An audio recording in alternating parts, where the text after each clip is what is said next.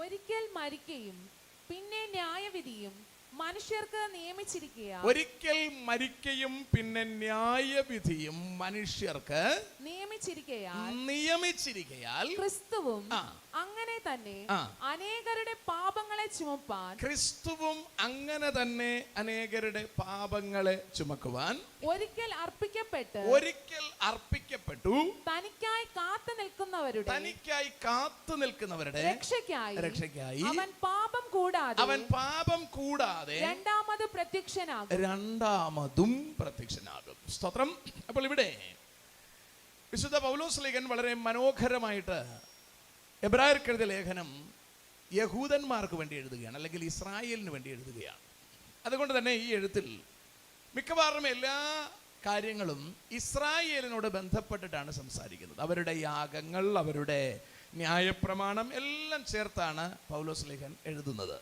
അതുകൊണ്ട് തന്നെ നമുക്കിത് മനസ്സിലാക്കാൻ ഒരല്പം പ്രയാസം ഉണ്ട് താനും. കാരണം പഴയ നിയമത്തിലെ ന്യായപ്രമാണങ്ങളെക്കുറിച്ചും പഴയ നിയമത്തിലെ രക്ഷയ്ക്ക് വേണ്ടി കർത്താവ് വച്ചിരുന്ന സംവിധാനങ്ങളെക്കുറിച്ചും ഒരല്പം ജ്ഞാനമുണ്ടെങ്കിലേ നമുക്ക് ഇതിൻ്റെ ആഴം പെട്ടെന്ന് അങ്ങോട്ട് മനസ്സിലാക്കിയെടുക്കാൻ കഴിയുകയുള്ളൂ. ഇല്ലെങ്കിൽ നമുക്ക് മറ്റു തര ലേഖനങ്ങളെ പോലെ ഈ ലേഖനം അത്ര പെട്ടെന്ന് വായിച്ച് നമുക്ക് മനസ്സിലാക്കാൻ ആവില്ല. 9-ാം അധ്യായം സംസാരിച്ചു വരുന്നത് ആദ്യ കാലഘട്ടത്തിൽ ഉണ്ടായിരുന്ന ആരാധനകളെക്കുറിച്ചും രക്ഷയ്ക്കുണ്ടായിരുന്ന പദ്ധതികളെക്കുറിച്ചും, അല്ലെങ്കിൽ സമാഗമന കൂടാരത്തെക്കുറിച്ചാണ് സംസാരിച്ചാരംഭിക്കുന്നത്. ആരംഭിച്ച് താഴേക്ക് വരുമ്പോൾ യേശുക്രിസ്തുവിലൂടെ ലക്ഷ്യം ലഭ്യമായിരിക്കുന്ന നിത്യരക്ഷയെക്കുറിച്ച് സംസാരിക്കുകയാണ്. ഇക്കാര്യങ്ങളൊക്കെ പറഞ്ഞ് താഴേക്ക് വന്നിട്ട് കൺക്ലൂഡ് ചെയ്യുമ്പോൾ നമ്മളെല്ലാവരും അനുവർത്തിച്ചിരിക്കേണ്ട നിശ്ചയമാകുന്ന കാര്യത്തിലേക്ക് കൊണ്ടുവന്ന് പോയിന്റ് ചെയ്യുകയാണ്. ഞാൻ പറഞ്ഞത് മനസ്സിലാണ്ടോ? ആദ്യ റൗണ്ടിൽ മുഴുവൻ സംസാരിച്ചു വരുന്നത് പഴയ നിയമത്തിൽ ദൈവം ഇസ്രായേലിനും നൽകിയിരുന്ന സമാഗമന കൂടാരത്തിലെ ആരാധനാ രീതികളെ കുറിച്ചാണ്. കുറച്ചുകൂടി മുൻപിലേക്ക് കടന്നു വന്നിട്ട് ക്രിസ്തുവിലൂടെ നമുക്ക് ലഭ്യമായി വന്ന അതിലെ വ്യത്യാസത്തെക്കുറിച്ചാണ്.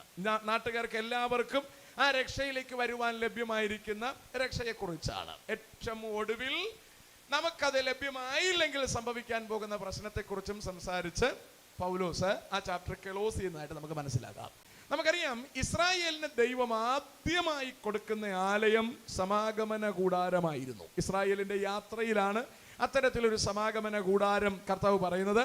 പുറപ്പാട് പുസ്തകം 25-ാം അധ്യായം 8-ാം വാക്യത്തിലാണ് ആ വിശദീകരണം കിടക്കുന്നത്. അവിടെ പറയുന്നത്, ഞാൻ അവരുടെ നടുവിൽ വസിക്കേണ്ടതിന് ഞാൻ അവരുടെ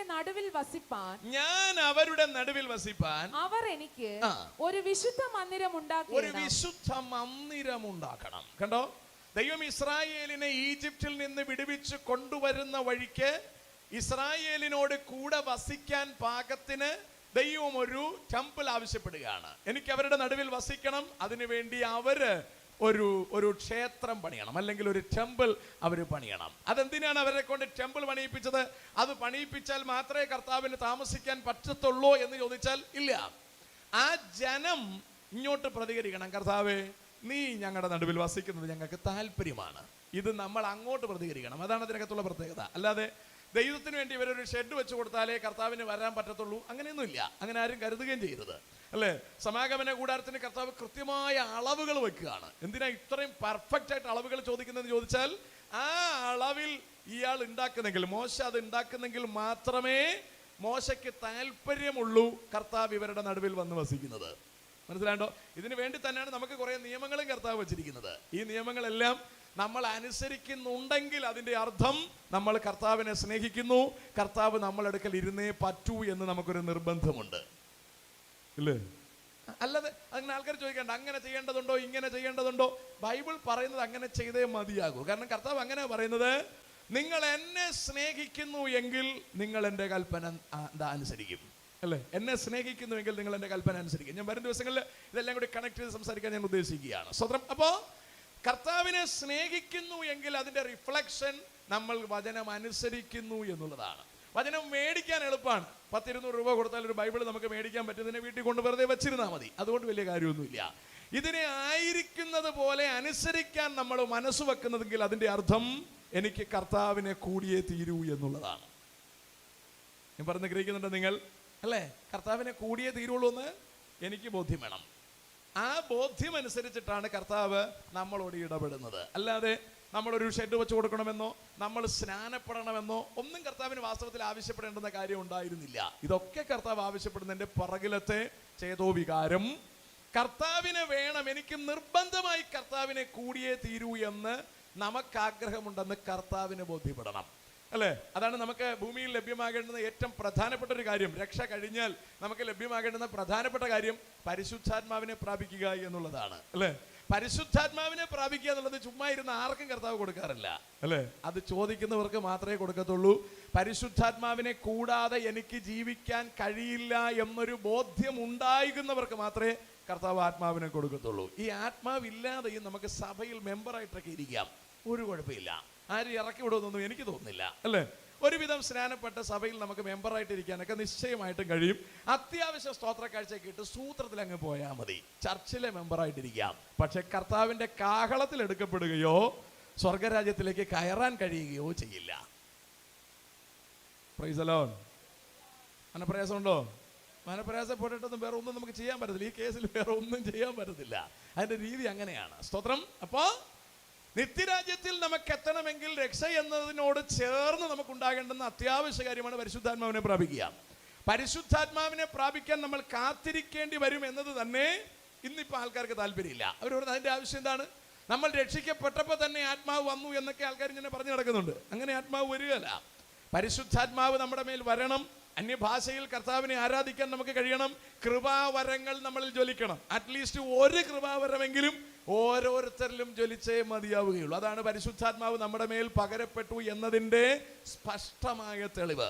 ഇവിടെ വൈദ്യുതി ഇവരിങ്ങനെ ജനറേറ്റ് ചെയ്ത് ഓരോന്നിലേക്ക് ഇങ്ങനെ സപ്ലൈ ചെയ്തുകൊണ്ടിരിക്കുകയാണ്. അല്ലേ? ബോക്സിനകത്തേക്ക് വൈദ്യുതി വരുന്നു, അതിന്റെ കിരണങ്ങൾ വരുന്നു എന്നതിന്റെ തെളിവാണ് ഇത് നിങ്ങൾ കേട്ടുകൊണ്ടിരിക്കുന്നത്. മൈക്കിന്റെ കയ്യിൽ തന്നിരിക്കുന്നു. ഇതിനകത്ത് കൃത്യം അതിന്റെ അളവിന് അതിന്റെ ഓൾട്ടിൽ അവർ കൊടുത്തിരിക്കുന്ന എന്താ പറയാ വൈദ്യുതി വരുന്നു എന്നതിന്റെ ഉറപ്പാണ് ഈ സാധനം കൃത്യമായി വർക്ക് ചെയ്തുകൊണ്ടിരിക്കുന്നത്. ക്യാമറകളിൽ കൃത്യമായി അവർ കൊടുത്തിരിക്കുന്ന അളവനുസരിച്ചിട്ടുള്ള വൈദ്യുതി വരുന്നത് കൊണ്ടാണ് അവകൾ അതിന്റെ പണിയെടുക്കുന്നത്. അല്ലേ? ഫാൻ അതിന്റെ പണിയെടുക്കുന്നു. ലൈറ്റുകൾ ഓരോ അളവിലുള്ളത് നിങ്ങൾ സെറ്റ് ചെയ്തിരിക്കുന്ന അനുസരിച്ച് അതിന്റെ അളവിൽ അത് പ്രകാശിക്കുന്നു. ഇതിലേതെങ്കിലും ഒന്ന് പ്രകാശിക്കാതിരിക്കുന്നു എങ്കിൽ അതിന്റെ കൃപാവരം അത് വർക്ക് ചെയ്യുന്നില്ല എന്നാണ് അതിന്റെ അർത്ഥം. അല്ലേ? ഇവകളിൽ വൈദ്യുതി കൊടുത്തിട്ട് അത് പ്രകാശിക്കുന്നില്ലെങ്കിൽ എന്തിനാണ് നമ്മൾ കെട്ടിവെച്ചിട്ട് കാര്യം? പരിശുദ്ധാത്മാവിനെ പ്രാപിച്ചു എന്ന് പറഞ്ഞിട്ട് ഒരു കൃപാവരവും ഇല്ല. അല്ലേ? എന്തിനാണ് പിന്നെ അതിന്റെ കാര്യം? ഞാൻ പറഞ്ഞ് മനസ്സിലാവുന്നു എന്നാണ് എൻ്റെ ധാരണ. കാരണം നിങ്ങളുടെ ഇരിപ്പ് കണ്ടാൽ അറിയാൻ സംഭവം മനസ്സിലായി എന്ന്. അല്ലേ? മനസ്സിലായില്ലെങ്കിൽ ഇങ്ങനെ ഓളം വെച്ചോണ്ടിരിക്കും. ഇപ്പൊ നിങ്ങൾ ഓളം ഒന്നും വെക്കുന്നില്ല, വളരെ ഡീസൻ്റ് ആയിട്ടിരിക്കുകയാണ്. അതിന്റെ അർത്ഥം കഥ കുറച്ച് മനസ്സിലായി എന്നാണ് അതിന്റെ അർത്ഥം. ദൈവമക്കളെ, നമ്മൾ ദൈവമക്കൾ എന്ന് പറയുന്നത് ഈ കൃപാവരം നമ്മളിൽ ആക്ടിവേറ്റ് ചെയ്യുമ്പോഴാണ്. സ്തോത്രം. ഇനി നമുക്ക് നേരെ മടങ്ങി പഴയ നിയമത്തിലേക്ക് പോകാം. പഴയ നിയമത്തിൽ കർത്താവ് ഇസ്രായേലിനോട് ആവശ്യപ്പെടുകയാണ്, നിങ്ങൾ ഇത്തരത്തിലൊരു വിശുദ്ധി സൂക്ഷിക്കേണ്ടത് അത്യാവശ്യം. നിങ്ങൾ ഇത്തരത്തിലൊരു കൂടാരം ചമയ്ക്കേണ്ടത് അത്യാവശ്യം. അതിനകത്ത് ഞാൻ വന്ന് പാർക്കാൻ ആഗ്രഹിക്കുകയാണ്. അങ്ങനെ പഴയ നിയമത്തിൽ കർത്താവ് ഇസ്രായേൽ മക്കളുടെ യാത്രയിൽ അവരോട് കൂടെ വസിക്കേണ്ടതിന് കർത്താവ് അവരെ കൊണ്ട് പണിയിപ്പിച്ചതാണ് ഈ പറഞ്ഞ സമാഗമന കൂടാരം. ഇസ്രായേൽ മക്കൾ കനാൻ നാട്ടിൽ എത്തിയതിനു ശേഷം ദീർഘനാളുകൾ അവർക്ക് ഈ സമാഗമന കൂടാരവും ഇല്ലായിരുന്നു, വേറെ ഒരാലയവും ഇല്ലായിരുന്നു. പിന്നീടാണ് ശലോമോനെ കൊണ്ട് കർത്താവ് അവിടെ ഒരു ആലയം പണിയിപ്പിക്കുന്നത്. ആ ആലയം പണിയുമ്പോൾ കർത്താവ് കൃത്യം ഉടമ്പടി വെച്ചു, നിങ്ങൾക്ക് ഏത് നിമിഷവും ഏത് പ്രശ്നത്തിനും എൻ്റെ അടുത്ത് വരാം, ഞാൻ ഇവിടെ ഇരിക്കും. ഇത്ര നല്ല ദൈവം നാട്ടിലെവിടെയുമില്ല. ഞാൻ പറഞ്ഞോ, നാട്ടിലെവിടെയുമില്ല. നിങ്ങൾക്ക് വേണമെങ്കിൽ യൂട്യൂബിൽ നിങ്ങൾക്ക് സെർച്ച് ചെയ്യാം. ABC ന്യൂസ് എന്ന് പറഞ്ഞിട്ട് ഒരു ന്യൂസ് ഉണ്ട്. ABC എന്ന് പറഞ്ഞിട്ട് ABC എന്ന് അടിക്കുമ്പോൾ തന്നെ അവരുടെ ന്യൂസ് വരും. മനസ്സിലാണ്ടോ? അവരെല്ലാവരും ഹൈന്ദവരാണ്. അവര് എന്താ പറയുക, സംഘികൾക്ക് വേണ്ടി സംസാരിക്കുന്നവരാണ്. അതിൽ നിന്നൊന്നും യാതൊരു വ്യത്യാസവും അവർക്കില്ല. പക്ഷേ അവർ ന്യൂസ് വായിക്കുമ്പോൾ ബൈബിൾ വെച്ചാണ് വായിക്കുന്നത്. എന്ന് പറഞ്ഞാൽ ബൈബിളിലെ വാക്യം പറഞ്ഞാണ് അവരതിന്റെ വാർത്ത വിശദീകരിക്കുന്നത്. കഴിഞ്ഞ ദിവസം ഒരു വീഡിയോ ഞാൻ കണ്ടു. അതിലവര് ബൈബിൾ വച്ചിട്ട് എനിക്ക് കുറെ നേരം കേട്ടോണ്ടിരുന്നപ്പോൾ തോന്നി ഇവർ സുവിശേഷം പ്രസംഗിക്കുകയാണോ എന്ന് എനിക്ക് തോന്നി. കാരണം അവർ ശരിക്കും ബൈബിളിലെ വാക്യം പറഞ്ഞ് ബൈബിളിലെ ദൈവത്തെക്കുറിച്ച് പറഞ്ഞ് ഇനി ഇതാണ് നടക്കാൻ പോകുന്നതെന്ന് നമ്മൾ പ്രസംഗിക്കുന്ന പോലെ അവർ വർത്തമാനം പറഞ്ഞു തുടങ്ങി.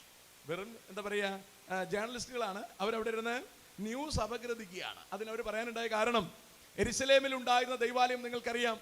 ഈ ശലോമോനെ ദൈവം ശലോമോനെ കൊണ്ട് ദൈവം പണിയിപ്പിച്ച ദൈവാലയം അത് പൊളിച്ചു കളഞ്ഞു. അത് പിൽക്കാലത്ത് 2-3 വട്ടം അത് പൊളിക്കുകയും പണിയും ഒക്കെ ചെയ്തു. കർത്താവിന്റെ കാലത്തും അങ്ങനെ ഒരു ദൈവാലയം അവിടെ ഉണ്ടായിരുന്നു. ഹെരോദാവ് പണിതത്. അത് പിന്നെയും പൊളിച്ചു കളഞ്ഞു. കർത്താവ് പറഞ്ഞത് കല്ലിന്റെ പുറത്ത് കല്ലുണ്ടാവില്ല എന്ന് പറഞ്ഞു. അത് AD 70 അത് പൊളിച്ചു കളഞ്ഞു. ആ ദൈവാലയം ഇരിക്കുന്ന സ്ഥലത്താണ് ഇന്ന് ഇസ്രായേലുകാർക്ക് പ്രവേശനമില്ലാത്തത്. വാസ്തവത്തിൽ ആ ഏരിയ അത്രയും ഇസ്രായേലിന്റെ പേരിലാണ്. പക്ഷേ ആ സ്ഥലത്ത് പ്രവേശിക്കാൻ ഇവർക്ക് അധികാരമില്ല. ആ ഏരിയ മൊത്തം ഇവരുടെ അധികാര പരിധിയിലാണ്. അവിടെ പ്രവേശിക്കാൻ ഇവർക്ക് അധികാരമില്ല. ഈ കഴിഞ്ഞ ഹമാസ് യുദ്ധം ഇപ്പൊ നടന്നുകൊണ്ടിരിക്കുകയാണ്. 1.5 കൊല്ലത്തിലധികമായി ഹമാസ് ഇസ്രായേൽ സംഘടന ഉഷാറായി നടന്നുകൊണ്ടിരിക്കുകയാണ്. ഈ കഴിഞ്ഞ ആഴ്ചയിൽ ഒരു 180 പേര് പ്രവേശിക്കാൻ പാടില്ലെന്ന് പറഞ്ഞ ടെമ്പിൾ മൗണ്ടിലേക്ക് പ്രവേശിച്ചു. ഇന്നലെ ഈസ്റ്റർ ദിനത്തിൽ ആയിരക്കണക്കിന് ആൾക്കാർ അതിനകത്തേക്ക് പ്രവേശിച്ചു. അതാണ് ഇപ്പോഴത്തെ ഹോട്ട് ന്യൂസ് എന്ന് പറയുന്നത്. ആയിരക്കണക്കിന് ആൾക്കാർ ചെല്ലാൻ പാടില്ലെന്ന് എന്ന് പറഞ്ഞാൽ അമുസ്ലിങ്ങൾ കാലുകുത്താൻ പാടില്ല എന്ന് പറഞ്ഞ ആ സ്ഥലത്തേക്ക് കാലുകുത്തിയിരിക്കുകയാണ്. ഇത് ഒരു അപകടകരമായ ഒരു മുന്നറിയിപ്പാണ്. എന്ന് പറഞ്ഞാൽ ഇസ്രായേൽ അവിടെ മുഴുവൻ കൈവശമാക്കാൻ പോകുന്നു എന്നതിൻ്റെ ഒരു മുന്നറിയിപ്പാണ്. നിങ്ങൾക്കറിയാം 2023 ഒക്ടോബർ മാസം 7-ാം തീയതിയാണ് ഇപ്പോൾ നടക്കുന്ന യുദ്ധം ആരംഭിച്ചത്. ഉഷാറായിട്ട് ആ യുദ്ധം നടക്കുകയാണ്. ആയിരക്കണക്കിന് ആൾക്കാരെ ഇതിനോടകം ഇസ്രായേൽ കൊന്നുകളഞ്ഞു.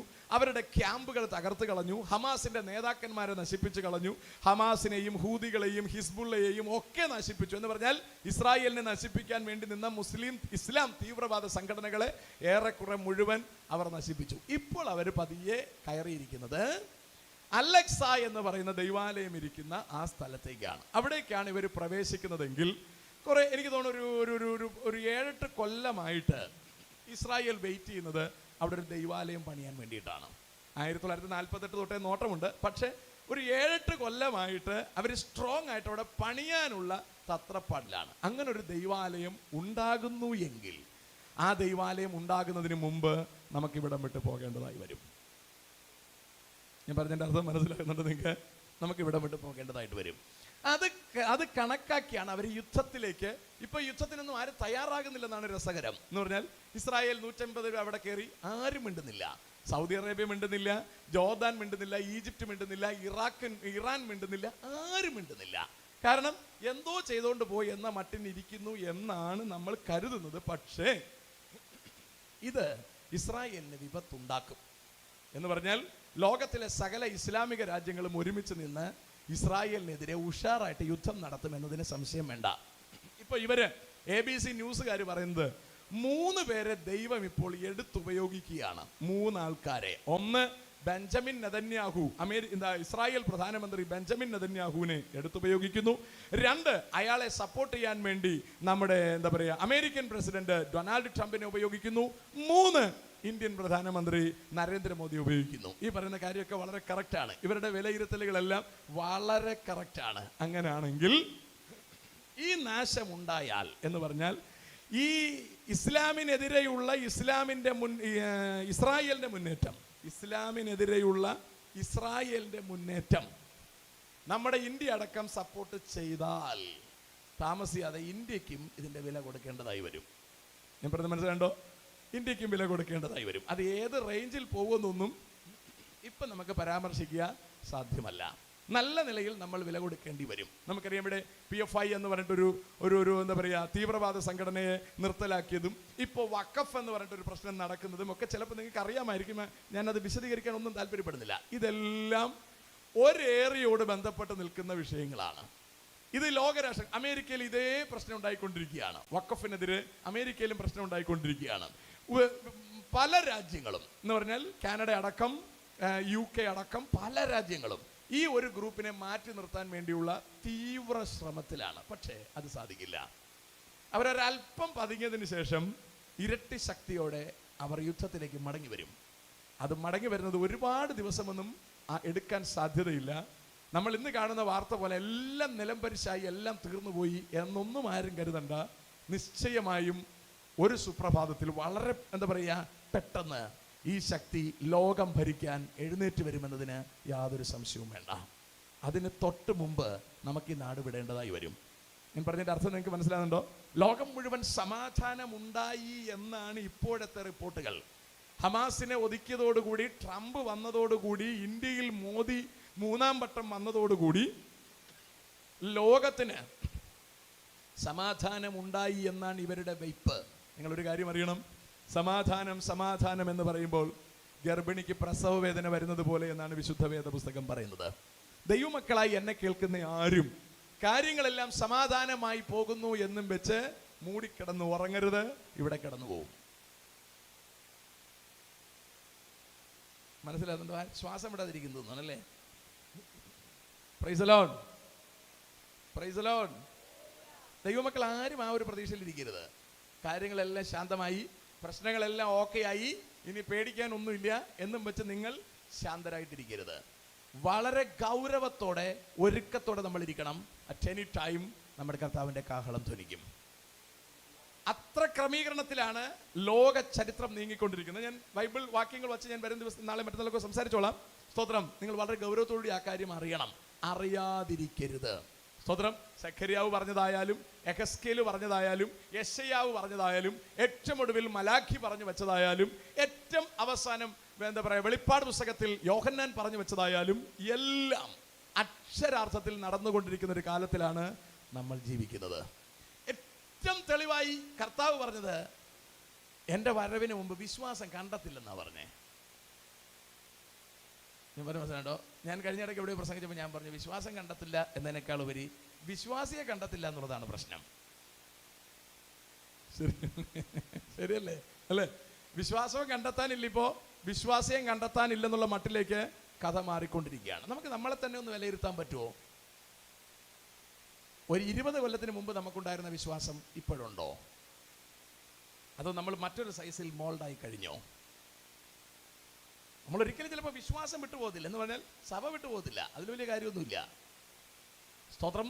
അക്കരയ്ക്ക് പറക്കുമോ എന്നുള്ളതാണ് വിഷയം. ബാക്കിയെല്ലാം സെക്കൻഡറി ആണ്, അല്ലേ? ചിലർ പറയും ഞാൻ ചത്താലും ഞാൻ ഇങ്ങനെ തന്നെ. അതിൽ കഥയൊന്നുമില്ല, അല്ലേ? കർത്താവ് വന്നാൽ എന്ത് സംഭവിക്കും എന്നുള്ളതാണ് മെയിൻ ഇഷ്യൂ. കർത്താവ് വരുമ്പോൾ അക്കരയ്ക്ക് പറക്കാൻ കഴിയില്ലെങ്കിൽ നമ്മുടെ ഓട്ടം മുഴുവൻ വേസ്റ്റായി മാറും. സ്തോത്രം. അക്കാര്യം വളരെ എന്താ പറയുക കണിശമായി പൗലോസ് ഇവിടെ ഊന്നി പറഞ്ഞേച്ച് പറയുകയാണ്, ഒരിക്കൽ മരിക്കുകയും പിന്നെ ന്യായവിധിയും ദൈവം മനുഷ്യന് നിയമിച്ചിരിക്കുകയാണ്. ഈ നിയമനത്തിൽ നിന്ന് മാറാൻ നമുക്കാർക്കും സാധിക്കില്ല. ഞാൻ പറഞ്ഞു എൻ്റെ അർത്ഥം നിങ്ങൾക്ക് മനസ്സിലാകുന്നുണ്ടോ? ഈ നിയമനത്തിൽ നിന്ന് മാറാൻ നമുക്കാർക്കും സാധിക്കില്ല. ഇപ്പോ പത്രം വായിക്കുന്നവർക്കും അല്ലെങ്കിൽ എന്താ പറയുക ന്യൂസ് വായിക്കുന്നവർക്കും പോലും ബോധ്യമായി ബൈബിളിൽ പറഞ്ഞിരിക്കുന്ന കാര്യങ്ങൾ സത്യമാണ്. അവർക്ക് കൃത്യമായിട്ട് ബോധ്യമാണ്. പക്ഷെ നാളെ എന്താണ് സംഭവിക്കാൻ പോകുന്നത് എന്നതിനെക്കുറിച്ച് കൃത്യമായി മനസ്സിലാക്കിയവർ മാനസാന്തരപ്പെടുമോ എന്നെനിക്കറിയില്ല. കാരണം ഗാന്ധിയും വിവേകാനന്ദനും എല്ലാം നമ്മൾ അറിഞ്ഞതിനേക്കാൾ അധികം യേശുവിനെ പറ്റി അറിഞ്ഞിരുന്നു. അവരുടെ എഴുത്തുകളിൽ അവർ യേശുവിനെ കുറിച്ച് കൂടുതൽ പ്രകീർത്തിച്ച് സംസാരിച്ചിട്ടുണ്ട്.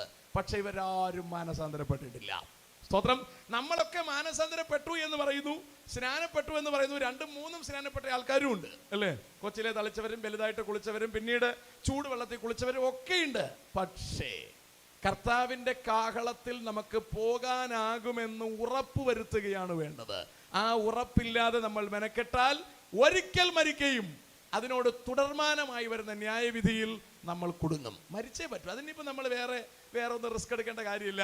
എന്തായാലും മരിച്ചേ പറ്റത്തില്ല. ഞാൻ എൻ്റെ ലിസ്റ്റ് ഇട്ട് വെച്ചിട്ടുണ്ട്. 2050-നും 2060-നും ഇടയ്ക്കാണ് എനിക്ക് മരിക്കേണ്ടി വരിക. ഞാൻ ലിസ്റ്റ് ഇട്ട് വെച്ചിട്ട് ജീവിക്കുന്ന ആളാണ്. അപ്പോൾ അതുകൊണ്ട് എനിക്ക് വേറെ എന്ന് പറഞ്ഞാൽ അതിന് മുമ്പ് മരിക്കില്ലെന്നല്ല, അല്ലേ?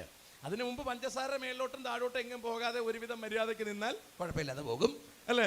പിന്നെ വേറെ എന്തൊക്കെ കുഴപ്പമുണ്ട്. കുറേ ഗുളികയൊക്കെ ഞാൻ കഴിക്കുന്നുണ്ട്. ഡോക്ടേഴ്സ് പറഞ്ഞനുസരിച്ച് കുറേ ഗുളികയൊക്കെ കഴിക്കുന്നുണ്ട്. ഇവർ എന്ത് കഴിച്ചിട്ടും വലിയ കാര്യമൊന്നുമില്ല. ഇത് എപ്പോഴും വേണോ മേലോട്ടും താഴോട്ടൊക്കെ പോകാനുള്ള സാധ്യതയുണ്ട്. ഇതിനകത്തൊന്നും വലിയ കഥ, കാരണം ഞാനിപ്പോൾ ഡോക്ടേഴ്സോട്ട് വളരെ അടുത്ത് കാര്യങ്ങളൊക്കെ സംസാരിച്ച് വന്നപ്പോഴാണ് ഇതിനകത്തൊന്നും വലിയ കഥയൊന്നുമില്ല.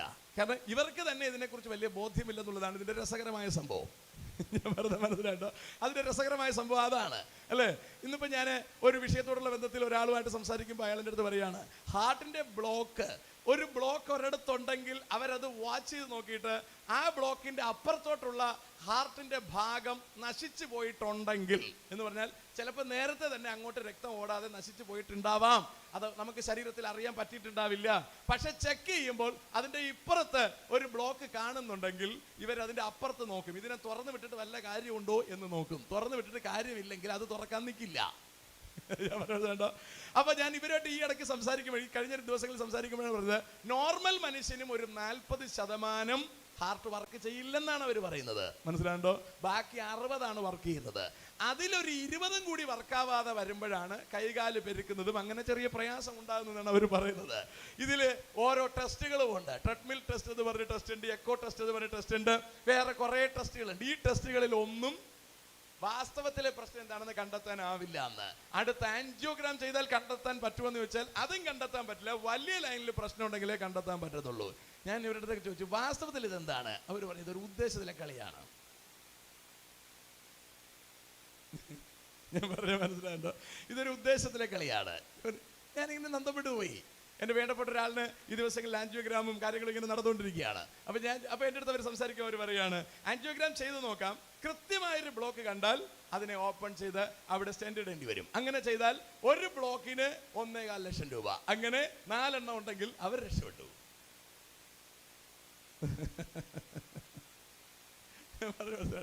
എന്നിട്ടും അവരിത് ഓപ്പണിങ്ങിന് വേണ്ടി ശ്രമിക്കുമ്പോൾ അവർ പറയാണ്, ഒന്നും ഉണ്ടാവാൻ സാധ്യതയില്ല. എന്നാ പിന്നെ ചെയ്യാതിരിക്കണ്ടേ? എന്നാ പിന്നെ ചെയ്തേക്കാം. ഞാൻ പറഞ്ഞതിൻ്റെ അർത്ഥം മനസ്സിലുണ്ടോ? നമ്മൾ ഇവരിലെല്ലാം വിശ്വസിക്കുകയാണ്, ഇവരെ കൊണ്ടെല്ലാം ചെയ്യാൻ കഴിയുമെന്ന് നമ്മൾ 100% വിശ്വസിക്കുകയാണ്. അതിനകത്ത് വലിയ കാര്യമൊന്നുമില്ല. ഞാനിതിന് ആ ഒരു ഭാഗം പറഞ്ഞു വെച്ചതെന്ന് ചോദിച്ചാൽ, വചനത്തിൽ പറഞ്ഞല്ലേ, ചിലർ മനുഷ്യരിൽ ആശ്രയിക്കുന്നു, ചിലർ രഥങ്ങളിൽ ആശ്രയിക്കുന്നു, ചിലർ കുതിരകളിൽ ആശ്രയിക്കുന്നു. സ്വത്രം ആശ്രയിക്കുന്നതുകൊണ്ട് തെറ്റൊന്നുമില്ല, പ്രത്യേകിച്ച് വലിയ കാര്യമൊന്നുമില്ല. ഒരു കാര്യം ഉറപ്പിച്ചു വെച്ചിരിക്കണം, ഈ മരണം നീട്ടാനും പറ്റത്തില്ല, മരണം വേണ്ടാന്ന് വെക്കാനും പറ്റത്തില്ല. ഒരിക്കൽ മരിക്കയും. അതിനകത്ത് വേറെ ഒരു കളിയും നടക്കത്തില്ല. ഏത് ഡോക്ടറായാലും അത് മരിച്ചേ പറ്റത്തുള്ളൂ. നമ്മൾ എന്ത് സംഭവമാണെന്ന് പറഞ്ഞാലും ഇത് ചെയ്തേ പറ്റത്തുള്ളൂ, അല്ലേ? നമ്മുടെ ആൾക്കാരൊക്കെ ഒരു ചെറിയ പ്രശ്നം വന്നു കഴിയുമ്പോൾ പിന്നെ ഭയങ്കര പഥ്യമാണ്, അല്ലേ? ഇനി പഞ്ചസാര തൊടുകയില്ല, ഉപ്പ് തൊടുകയില്ല, പായസം തൊടുകയില്ല. ഒരു 5-6 ദിവസം കഴിയുമ്പോൾ നമ്മളിതിൻ്റെ പ്രയാസമൊക്കെ മാറിക്കഴിയുമ്പോൾ പിന്നെ അറിയാതെ നമ്മൾ തൊട്ടോളും. ഇനി തൊടാതിരുന്നാലും എത്ര കാലമായിരിക്കും? ഞാൻ പറഞ്ഞതിൻ്റെ അർത്ഥം മനസ്സിലാണ്. ഇത് തൊടാതിരുന്നാലും എത്ര കാലം ഇരിക്കുമെന്ന് എൻ്റെ ചോദ്യം. അതാ ഞാൻ പറഞ്ഞത്, ഞാൻ വളരെ പെർഫെക്റ്റ് ആയിട്ട് ഇരുന്നാൽ 70-80 റേഞ്ചിലാണ് ചാകുന്നതെങ്കിൽ 2050-നും 60-നും ഇടയ്ക്ക് ചാകേണ്ടി വരുമെന്നാണ് ഞാൻ ഈ പറഞ്ഞതിൻ്റെ അർത്ഥം. നിങ്ങൾ വെറുതെ ഇരിക്കുമ്പോൾ കണക്ക് കൂട്ടി നോക്കണം. മനസ്സിലാകുന്നുണ്ടോ? ചുമ്മാ നടക്കരുത്. വെറുതെ ഇരിക്കുമ്പോൾ കണക്ക് കൂട്ടി നോക്കണം. നമ്മൾ എത്ര കാലം നിൽക്കാൻ പറ്റുമെന്നുള്ള കാര്യത്തെക്കുറിച്ചൊരു ഐഡിയ വേണം. അല്ലാതെ ഇവിടെ മുഴുവൻ കാലം ഇവിടെ നിൽക്കാൻ പോവാണ്, എല്ലാവരും മരിച്ചാലും നമ്മളിവിടെ ഉണ്ടാകുമെന്നുള്ള തെറ്റിദ്ധാരണയിൽ ജീവിക്കരുത്. നമ്മളിവിടെ നിന്ന് ഏത് നിമിഷവും പോകാനുള്ളവരാണെന്ന ബോധ്യം കൃത്യമായിട്ട് വേണം. ഇവിടെ ഇരിക്കുന്ന എല്ലാവരും 2100-നകത്ത് പോയേ തീരൂ. 2050-നകത്ത് ഇതിനകത്തിരിക്കുന്ന ഒരു 10-60% പോകണം. 2030-നകത്ത് പോകേണ്ട ഒരുപാട് പേര് ഇതിനകത്തിരിപ്പുണ്ട്. ഞാൻ പറഞ്ഞ മനസ്സിലാണ്ടോ? ഈ നമ്മൾ പറയും പ്രായം നോക്കിയിട്ടാണെന്നൊക്കെ നമ്മൾ പറയും. ഇതിൽ പ്രായമൊന്നുമില്ല, അല്ലേ? നമ്മൾ പോയ അതിന് ടെൻഷനൊന്നും പിടിക്കേണ്ട കാര്യമില്ല. ചെല്ലാനുള്ള സ്ഥലത്തേക്കുള്ള ഫുൾ ടിക്കറ്റ്, അല്ലേ, അവിടത്തേക്കുള്ള എൻട്രി പാസ് എല്ലാം തയ്യാറാക്കിയിരിക്കുക അറ്റ് എനി ടൈം, അല്ലേ? കഴിഞ്ഞ ദിവസം ഞങ്ങൾ ഒരു ആവശ്യത്തിന് ഒരു ഹോസ്പിറ്റലിൽ ചെല്ലുമ്പോൾ അവിടുത്തെ ഒരു നഴ്സ് എന്നെ കണ്ടിട്ട് പറഞ്ഞു, പാസ്റ്ററെ ഒരു വിഷയത്തിന് വേണ്ടി പ്രാർത്ഥിക്കണം. ഞാൻ പറഞ്ഞു, എന്താണ് വിഷയം? അവിടുത്തെ ഒരു സ്റ്റാഫിന്റെ മകന് 14 വയസ്സുണ്ട്, അവന് കാല് ഭയങ്കര വേദന. അങ്ങനെ ഹോസ്പിറ്റലിൽ കൊണ്ടുപോയി. ഹോസ്പിറ്റലിൽ കൊണ്ടുപോയപ്പോഴത്തേക്ക് അവരെന്തോ മരുന്ന് കൊടുത്തു, മരുന്ന് അങ്ങോട്ട് ഏറ്റില്ല. അടുത്ത മരുന്നുകളിലേക്ക് പോയി, നേരെ RCC വരെ പോകേണ്ടി വന്നു. ഒടുവിൽ തിരിച്ചറിഞ്ഞു ക്യാൻസർ ആണെന്ന് തിരിച്ചറിഞ്ഞു. പിന്നീടത്തെ ചെക്കിങ്ങിൽ അവർ വച്ചിരിക്കുന്നത് ബോണിനാണോ ബോൺ മാരോയ്ക്കാണോ എന്നുള്ളതാണ് പ്രശ്നം, മജ്ജയ്ക്കാണോ എല്ലിനാണോ എന്നുള്ളത് മാത്രം കണ്ടെത്തിയാൽ മതി. വെറും 14 വയസ്സാണ്. ആ കുടുംബത്തിന്റെ സംവിധാനം മുഴുവൻ മലക്കം മറിയും. പറഞ്ഞ മനസ്സിലെന്നുണ്ടോ? ഇതെല്ലാം ഒറ്റ ദിവസം കൊണ്ട് അറിയുന്നതാണ്. നിങ്ങൾ തിരിച്ചറിയണം. അമ്മാതിരി 14 വയസ്സുകാരൻ ക്യാൻസർ ബാധിച്ച് മരിച്ചവനെ ഞാൻ കുഴിച്ചിട്ടിട്ടുണ്ട്. ഞാൻ പറഞ്ഞ മനസ്സിലുണ്ടോ? അതുകൊണ്ട് ഞാൻ ഈ കാര്യം പറയുന്നത്. ഇത് വളരെ ഗൗരവമുള്ള കാര്യം. ഇക്കാര്യങ്ങളെല്ലാം തിരിച്ചറിഞ്ഞിട്ട് വേണം നമ്മൾ ഈ മണ്ണിന്റെ പുറത്ത് ജീവിക്കാൻ. സ്വത്രം ഇവിടുത്തെ വലിയ സംഭവമാണ്, നമ്മളെന്ന് ആരും കരുതരുത്. പൗലോസ് ക്ലീൻ പോയിന്റ് ഇട്ട് പറയുകയാണ്, ഒരിക്കൽ മരിക്കുകയും മാറ്റാൻ ആർക്കും ആവില്ല, എവിടേക്കും നീക്കി വെക്കാനൊക്കെ ഇല്ല, മരിച്ചേ പറ്റൂ. കാരണം മരണത്തെ കുറിച്ച് ഇങ്ങനെയാണ് പറയുന്നത്, അത് അപ്പോയിന്റ് ചെയ്തിരിക്കുകയാണ്, മരണം നിയമിച്ചു വെച്ചിരിക്കുകയാണ്, മാറ്റാൻ പറ്റത്തില്ല. എല്ലാവരും ഇവിടെ മരിച്ചേ തീരൂ എങ്കിൽ അതിനോട് ചേർന്ന് വരുന്ന സ്വത്രം അടുത്ത് പറയുന്ന കാര്യമാണ് ന്യായവിധിയും മനുഷ്യർക്ക് നിയമിച്ചു വെച്ചിരിക്കുകയാണ്. വളരെ ശ്രദ്ധിച്ചിരിക്കുക. ഒരിക്കൽ മരിക്കയും പിന്നെ ന്യായവിധിയും നിയമിച്ചിരിക്കയാൽ എങ്ങനെയാണ് ഈ മരണം മനുഷ്യന്റെ ഇടയിലേക്ക് വന്നുപെട്ടത്. അല്ലെ? ഈ മരണമാണ് എല്ലാവരെയും ഗ്രസിച്ചിരിക്കുന്ന ഏറ്റവും വല്ലാത്തൊരു പ്രശ്നം. അല്ലേ? ഇതിൽ നിന്ന് രക്ഷപ്പെടാൻ വേണ്ടി നമ്മൾ പഠിച്ച പണി മുഴുവൻ നോക്കുന്നുണ്ട്. But it is not possible. നടക്കുന്ന കാര്യമേ ഇല്ല. സ്തോത്രം. മരണത്തിന് ശേഷമുള്ള ജീവിതത്തെ കുറിച്ച് പലർക്കും പല കോൺസെപ്റ്റുകളാണ്. ഞാൻ ഞെട്ടിപ്പോയത്, ഇന്ന് ഞാൻ ഒരു ഹോസ്പിറ്റലിൽ ഒരു ആവശ്യമായിട്ട് കുറച്ച് നേരം ഞങ്ങൾ നിൽക്കേണ്ടി വന്നു. അപ്പൊ ഞാൻ നോക്കിയപ്പോൾ ഒരു സിസ്റ്റർ വരികയാണ്. ഹോസ്പിറ്റലിൽ ഒരു സിസ്റ്റർ നടന്നു വരികയാണ്. അപ്പൊ അവര് തലയിലൊരു പ്രത്യേക രീതിയിലാണ് ഈ ഇതിട്ടിരിക്കുന്നത്, എന്താ പറയുക, ശിരോവസ്ത്രം ഇട്ടിരിക്കുന്നത്. മുഖം മുഴുവൻ ഒരു പ്രത്യേക രീതിയിൽ ഇങ്ങനെ കെട്ടി, ഈ മുഖം മാത്രം കാണാം, ബാക്കി ഇങ്ങനെ ക്ലോസ് ചെയ്ത് കെട്ടിയിട്ട് ഈ ശിരോവസ്ത്രം വേറൊരു പ്രത്യേക രീതിയിൽ ഇട്ടിട്ട് മേല് മുഴുവൻ ഒരു കറുത്ത വസ്ത്രം കൊണ്ട് മൂടിയിരിക്കുകയാണ്. അപ്പോൾ അത് ഏത് ഗ്രൂപ്പിൽ പെട്ടാണെന്ന് എനിക്കറിയില്ല. അപ്പോൾ ഞാനിങ്ങനെ സൈഡിൽ നിൽക്കുകയാണ്. എൻ്റെ കൂടെ നിൽക്കുന്ന സഹോദരനോട് ഞാനിങ്ങനെ സംസാരിക്കുകയാണ്. ഒരു വിശ്വാസത്തിൻ്റെ പേരിൽ ഒരാൾ ചെയ്യുന്നൊരു കാര്യമാണ്. നമ്മളുണ്ടോ, ഒറ്റ വിശ്വാസത്തിൻ്റെ പേരിൽ അവർ ചെയ്യുന്ന കാര്യമാണ്. അടുത്ത് ഞാൻ തിരിഞ്ഞു നോക്കിയപ്പോൾ എൻ്റെ ബാക്കിൽ വേറെ മുഴുവൻ നമ്മുടെ അബായ, എന്താ പറയുക, പർദ ധരിച്ചിരിക്കുന്ന ഒരു 4-5 പേര് നിൽക്കുകയാണ്. അപ്പൊ ഞാൻ എൻ്റെ കൂടെ ആളുടെ അടുത്ത് നോക്കി ബാക്കിൽ തിരിഞ്ഞിട്ട് ഞാൻ പെട്ടെന്ന് തിരിഞ്ഞിട്ട് പറഞ്ഞു, ഇതും ഒരു വിശ്വാസത്തിന്റെ ഭാഗമാണ്. ഒരു വിശ്വാസത്തിന്റെ ഭാഗമായി ഒരാൾ തലയെല്ലാം കൂടി മൂടി പറക്കിയിട്ട് എല്ലാം കൂടി വേറൊരു പ്രത്യേക രീതിയിൽ മൂടി. എനിക്ക് അവരെ കണ്ടപ്പോൾ വിഷമം തോന്നി. കാരണം ഞങ്ങൾക്ക് ഈ പാൻറ് ഷർട്ട് ഇട്ടിട്ട് തന്നെ എനിക്കൊണ്ട് ഞാൻ ടീഷർട്ടാണ് ഇട്ടിരുന്നതെന്ന് തോന്നുന്നു. ഭയങ്കര ചൂടാണ്, നിൽക്കാൻ പറ്റുന്നില്ല. ഇവരിതെല്ലാം കൂടെ മൂടി ഒരു കാറ്റും പിടിക്കാത്ത രീതിക്ക് ഇവരെങ്ങനെ ജീവിക്കുന്നെന്ന് അറിയാൻ പാടില്ല. ഒരു വിശ്വാസത്തിന്റെ പേരിലാണ്. സ്തോത്രം. നിസ്സാരം എന്ന് നമ്മൾ കരുതും. അവരുടെ ജീവിതം അവർ മാറ്റിവെച്ചിരിക്കുകയാണ്. കല്യാണം കഴിക്കാൻ പോലും അവർ തയ്യാറല്ല. മറ്റൊരു ഗ്രൂപ്പ് മുഴുവൻ പർദ്ദ മൂടി, ശരീരം മുഴുവൻ തുണി മൂടി അവർ നടക്കുകയാണ്. നമ്മൾ വിചാരിക്കും നിസ്സാരം എന്ന് വിചാരിക്കും. ഞാൻ ഹോസ്പിറ്റലിന്റെ ഒരു വാർഡിന്റെ അടുത്തിരുന്ന് നോക്കുമ്പോൾ ഒരമ്മച്ചി എൻ്റെ അടുത്ത് ഇങ്ങനെ കൊണ്ട് വെച്ചിരിക്കുകയാണ്. ഒരു എന്താ പറയുക, ഒരു ഹാർട്ട് ഓപ്പറേഷൻ നിങ്ങളുടെ കൊണ്ടുവന്നതാണെന്ന് എനിക്ക് തോന്നുന്നു. അമ്മച്ചി ഇങ്ങനെ കൊണ്ടുവന്നിരിക്കുകയാണ്. അമ്മച്ചിക്ക് ഒരു ഞാൻ എൻ്റെ അടുത്തിരുന്ന ആളുടെ അടുത്ത് പറഞ്ഞു, ഒരു 200 വയസ്സ് വരും എന്ന് പറഞ്ഞാൽ ഉണങ്ങി അങ്ങ് എന്തോ കായ ഉണങ്ങും പോലെയായി അമ്മച്ചി. പക്ഷേ ഞാനിങ്ങനെ ഇരിക്കുകയാണ്. അടുത്തിങ്ങനെ സ്ട്രക്ചറിലാണ് അമ്മച്ചി കിടക്കുന്നത്. ഞാൻ നോക്കിയപ്പോൾ അമ്മച്ചി 2 കൈ ഇങ്ങനെ പൊക്കി വെച്ച് കൊന്ത ഇങ്ങനെ എണ്ണി വിട്ടുകൊണ്ടിരിക്കുകയാണ്. എന്തൊരു വിശ്വാസം! ഞാൻ വീഡിയോ എടുത്തു, എൻ്റെ കയ്യിൽ വീഡിയോ ഉണ്ട്. ഞാൻ ഞെട്ടിപ്പോയി. കാരണം ഇത്രയും അറ്റം പറ്റിയ അമ്മച്ചി ഇനിയും പ്രാർത്ഥിച്ചുകൊണ്ടിരിക്കുകയാണ് ഇവിടെ കിടക്കാൻ വേണ്ടി. എന്തിനാണെന്ന് എനിക്കറിയില്ല. പക്ഷെ അവരുടെ വിശ്വാസം നിങ്ങൾ ആലോചിച്ച് നോക്കിയേ. ഞാൻ കഴിഞ്ഞ 2-3 ദിവസങ്ങൾക്ക് മുമ്പ് ഞാൻ വയനാടായിരുന്നു. ഞാൻ അവിടെ മീറ്റിങ്ങിന് പോയി. രാവിലെ ഞങ്ങൾ വെളുപ്പിന് 4:30 മണി കഴിഞ്ഞ് ഞങ്ങൾ ഒരു സ്ഥലത്തെത്തുമ്പോൾ, എനിക്ക് തോന്നുന്നു മലപ്പുറം കഴിഞ്ഞ് ഇവിടെ ഒരു സ്ഥലത്ത് ഞങ്ങൾ ഒന്ന് ചായ കുടിക്കാൻ വേണ്ടി ഇറങ്ങുമ്പോൾ ഒരു വലിയ വണ്ടി നിറച്ച് ഇസ്ലാമിക വിശ്വാസികൾ അവിടെ വന്നു. അതിലുള്ള എല്ലാവരും അവിടെ നിറങ്ങി, ആ വണ്ടിയിൽ നിന്നിറങ്ങി എല്ലാവരും ശുചീകരണ പരിപാടികളും പ്രാർത്ഥനയുമായിട്ട് പോവുകയാണ്. ഞാൻ ചിന്തിച്ചു പോയി, നമ്മൾ ടൂറിന് പോയാൽ വണ്ടിക്കകത്ത് പോലും പ്രാർത്ഥിക്കത്തില്ല. ഞാൻ പറഞ്ഞതിൻ്റെ അർത്ഥം മനസ്സിലുണ്ടോ? എല്ലാവരും പോയി അവരുടെ പ്രാർത്ഥനയൊക്കെ കഴിഞ്ഞവർ വരികയാണ്. നിങ്ങൾ അറിയുക, ഒരു നിസ്സാര വിശ്വാസത്തിന്റെ പേരിൽ അവർക്ക് അതിന്റെ പുറകിൽ എന്തെങ്കിലും ഉറപ്പായി വിശ്വസിക്കത്തക്ക ബേസ്മെന്റ് ഉണ്ടോ എന്ന് എനിക്കറിയില്ല. സ്വത്രം. എനിക്ക് നിങ്ങൾക്കും ഉറപ്പായി വിശ്വസിക്കേണ്ട 100 കണക്കിന് കാര്യങ്ങളുണ്ട്. 100 കണക്കിന് കാര്യങ്ങൾ. നമുക്ക് വിശ്വാസം പോകുന്ന ഒരു കാര്യവുമില്ല. വിശ്വസിക്കാൻ മാത്രമുള്ള ഇഷ്ടംമാതിരി കാര്യങ്ങൾ. അതിൽ ചിലതാണ് ഞാൻ നേരത്തെ ഓർപ്പിച്ചത്. ബൈബിളിൽ 2600 കൊല്ലങ്ങൾക്ക് പുറകിൽ പറഞ്ഞിരിക്കുന്ന പ്രവചനങ്ങൾ പച്ചയ്ക്ക് അതുപോലെ ഇന്നും ഇസ്രായേലിൽ സംഭവിച്ചു കൊണ്ടിരിക്കുന്നത് കണ്ടുകൊണ്ടിരിക്കുമ്പോൾ, സ്തോത്രം, നമ്മൾ പ്രാർത്ഥിക്കാനോ വചനം നമ്മളോട് ഡിമാൻഡ് ചെയ്യുന്ന വിശ്വാസ ജീവിതത്തിലേക്ക് പോകാനോ നമ്മൾ തയ്യാറാകുന്നില്ല. മരണം വാതിൽക്കൽ നിൽക്കുന്നു എന്ന് നമ്മൾ തിരിച്ചറിഞ്ഞിട്ട് പോലും അതിന് അർഹതപ്പെട്ട വെയിറ്റ് കൊടുക്കാൻ നമ്മൾ തയ്യാറല്ല. സ്തോത്രം. മരണമെങ്കിൽ അടുത്തെത്തുമ്പോൾ നമ്മൾ അയ്യോ ഇത് മാറിത്തരണേ എന്ന് പ്രാർത്ഥിച്ചുകൊണ്ടിരിക്കുകയാണ്. 1-2 പ്രാവശ്യമൊക്കെ പ്രാർത്ഥിക്കുമ്പോൾ മാറുമായിരിക്കും. ഇത് സ്ഥിരം മാറുമെന്ന് നിങ്ങൾ കരുതുന്നുണ്ടോ? ഒരിക്കലും ഈ മരണം നമ്മുടെ അടുക്കൽ വരില്ലെന്ന് നിങ്ങൾ കരുതുന്നുണ്ടോ? അങ്ങനെ കരുതരുത്. സ്തോത്രം. ഒരിക്കലും അങ്ങനെ കരുതരുത്. ഈ മരണം വളരെ പെട്ടെന്ന് നമ്മുടെ അടുക്കൽ വരും. ഈ മരണം എങ്ങനെ ഈ ഭൂമിയിലേക്ക് വന്നു? ആ മരണം മാറ്റാൻ വേണ്ടി കർത്താവ് എന്താണ് ചെയ്തത്? അത് സ്വീകരിക്കാത്തവർക്കല്ലേ ന്യായവിധി കർത്താവ് ക്രമീകരിച്ചിരിക്കുന്നത്. ആ പോർഷനിലൂടെ ഞാനൊന്ന് കടന്ന് കുറച്ച് വിശദീകരണം ഞാൻ പറയാനാണ് ഉദ്ദേശിക്കുന്നത്. നിങ്ങൾ അറിയണം, മരണം നമുക്ക് ആർക്കും മാറ്റാനൊക്കില്ല. മരണം 3 തരം മരണമുണ്ട്. 3 തരം മരണം. ഒന്ന്, ഈ മരണം എന്ന വാക്കിന്റെ അർത്ഥം തന്നെ വേർപാട് എന്നാണ്. വേർപാട്. മരണം എന്നത് ഇല്ലാതായി തീരുക എന്നൊരു സംഭവമേ അല്ല. മരണം എന്നത് വേർപാടെന്ന് മാത്രമാണ്.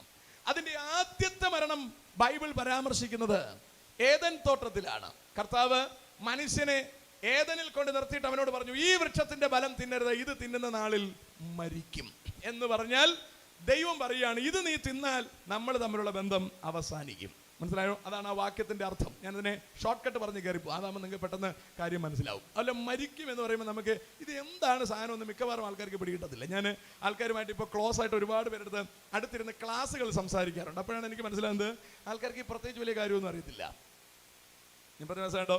കഴിഞ്ഞ ദിവസം ഞാനിവിടെ വയനാട് ക്ലാസ് എടുത്തോണ്ടിരുന്നപ്പോൾ പാസ്റ്റർ ആൻറ്റി ഇങ്ങനെ ക്രോസ് ചെയ്ത് കയറി വന്നു. അപ്പോൾ ഞാൻ ചോദിച്ചു, ഞാൻ അതിനു മുമ്പ് പിള്ളേരുടെ ഞാൻ ചോദിച്ചുകൊണ്ടിരിക്കുകയാണ്, എത്ര പേരെയാണ് ഇസ്രായേൽ ഈജിപ്തിലേക്ക് കൊണ്ടുപോയത്, ഈജിപ്തിലേക്ക് എത്ര പേരാണ്, ഈജിപ്തിൽ നിന്ന് എത്ര പേരാണ് തിരിച്ചു കൊണ്ടുവന്നത്, ആണുങ്ങൾ എത്ര പേരെയാണ് കൊണ്ടുവന്നത് എന്ന കാര്യം ഞാനിങ്ങനെ പിള്ളേരുടെ ചോദിച്ചുകൊണ്ടിരിക്കുകയാണ്. അപ്പോൾ പിള്ളേരിങ്ങനെ ഓരോരുത്തർ ഓരോ മറുപടി പറഞ്ഞുകൊണ്ടിരിക്കുക. അതിൽ ഞാനിങ്ങനെ ഞെട്ടിയിരിക്കുമ്പോൾ പാസ്റ്റർ ആൻറ്റി ഇങ്ങനെ ക്രോസ് കയറി വന്നു. അപ്പോൾ എനിക്കൊരു സമാധാനമായി. കേട്ടോ എന്നുള്ള മട്ടിന് ഞാൻ പാസ്റ്റർ ആൻറ്റി ചോദിച്ചു, പാസ്റ്റർ ആൻറ്റി എത്ര പേരാണ് ഈജിപ്തിൽ നിന്ന് കനാനിലേക്ക് വന്നത്? ആൻറ്റി പറഞ്ഞു 7 എന്ന്. 7,000 എന്നെങ്കിലും പറഞ്ഞെങ്കിൽ ഞാൻ രക്ഷപ്പെട്ടു പോയനെ. ഞാൻ പിന്നെ കേൾക്കാത്ത പോലെ അതങ്ങ് വിട്ട് കളഞ്ഞു. ഞാൻ പറയുന്നുണ്ടോ? അതാ ഞാൻ പറഞ്ഞു, ഈജിപ്തിൽ നിന്ന് കനാനിലേക്ക് കൊണ്ടുവന്നത് ആണുങ്ങൾ 6 ലക്ഷം എന്നെങ്കിലും പറയാനുള്ള അറിവ് പോലും ഇല്ലാത്ത വിശ്വാസികൾ നമ്മുടെ ഇടയിൽ ഉണ്ട് എന്നുള്ളത് ഖേദകരമായ കാര്യമാണ്. സ്തോത്രം. അതേ പിടിയില്ലെങ്കിൽ പുതിയ നിയമത്തിലോട്ട് വന്നു പോയാൽ കൈവിട്ടു പോയി എന്നുള്ളതാണ് അതിൻ്റെ അർത്ഥം. ഞാൻ അവിടേക്ക് വരുന്നില്ല. ഞാൻ അത്യാവശ്യം വേണ്ടുന്ന കാര്യം ഞാൻ വളരെ വേഗം പറഞ്ഞോട്ടെ. ദൈവമക്കളെ, മരണം എന്ന് പറഞ്ഞാൽ വേർപാട് എന്നാണ്. ദൈവം മനുഷ്യനെ സൃഷ്ടിച്ചേദൻ തോട്ടത്തിൽ കൊണ്ടാക്കിയിട്ട് ഒരു വൃക്ഷം നട്ടു. കർത്താവ് പറയുക, ഇത് തിന്നാൽ നമ്മൾ തമ്മിലുള്ള ബന്ധം അവസാനിക്കും എന്ന് പറഞ്ഞാൽ ഞാനുമായിട്ടുള്ള ബന്ധം വേണ്ടാന്ന് നിങ്ങൾക്ക് തോന്നിയാൽ, മനസ്സിലാകണ്ടോ? മനുഷ്യന് എപ്പോഴെങ്കിലും ദൈവവുമായിട്ടുള്ള ബന്ധം വേണ്ടാന്ന് തോന്നുന്ന ഒരു സാഹചര്യം ഉണ്ടായാൽ മനുഷ്യൻ എന്ത് ചെയ്യണം? ഈ വൃക്ഷത്തിന്റെ ഫലം തിന്നുക. അത് അവൻ വിൽഫുള്ളി തിന്നണം എന്ന് പറഞ്ഞാൽ അവന്റെ ഇഷ്ടപ്രകാരം തിന്നണം. ഞാൻ നേരത്തെ പറഞ്ഞു, നിങ്ങൾ ഓർക്കുന്നുണ്ടോ? ദൈവം മനുഷ്യന്റെ ഇടയിൽ വസിക്കണമെങ്കിൽ നിങ്ങൾ എനിക്കൊരു സമാഗമന കൂടാരം ഉണ്ടാക്കണം. ഇത് ഉണ്ടാക്കിയില്ലെങ്കിലും ദൈവത്തിന് താമസിക്കാം. പക്ഷേ ഇവനെ കൊണ്ട് ഇത് ഉണ്ടാക്കിപ്പിക്കണം. കാരണം അവൻ പറയണം, ഞാൻ നിങ്ങളുടെ നടുവിൽ താമസിക്കണം. ഞാൻ പറഞ്ഞ മനസ്സിലാണ്ടോ? അതാണ് വിഷയം. അതാണ് നമ്മൾ സ്നാനക്കേസിൽ വെള്ളത്തിലിറക്കി നിർത്തിയിട്ട് ആളിനോട് ചോദിക്കുന്നത്, കർത്താവായ യേശു ക്രിസ്തുവിനെ നിന്റെ രക്ഷകനായി വിശ്വസിക്കുന്നുവോ? ഉവെന്ന് അവൻ പറയണം. ഇല്ലായിരുന്നെങ്കിൽ നമ്മൾ കൊച്ചുപിള്ളേരെല്ലാത്തിനും കുടിച്ചിട്ട് മുക്കി വിട്ടേനെ, പ്രശ്നമില്ലല്ലോ. സ്വതന്ത്രം അവൻ പറയണം. കാരണം അത് അവന്റെ ഡിസിഷനാണ്. കല്യാണത്തിന് നമ്മൾ അങ്ങനെയല്ലേ ചെയ്യുന്നത്? ചെറുക്കനെയും പെണ്ണിനെയും കൊണ്ടു നിർത്തിയിട്ട് ചോദിക്കും, ഈ ചെറുക്കന്റെ കല്യാണം കഴിക്കാൻ താല്പര്യമാണോ? അവൾ ഓക്കെ പറയണം. സ്വതന്ത്രം. എന്നാൽ പോലും ആൾക്കാർ പ്രഷർ ചെയ്ത് കൊണ്ട് നിർത്തി കെട്ടിപ്പിക്കുന്നുണ്ട് കേട്ടോ.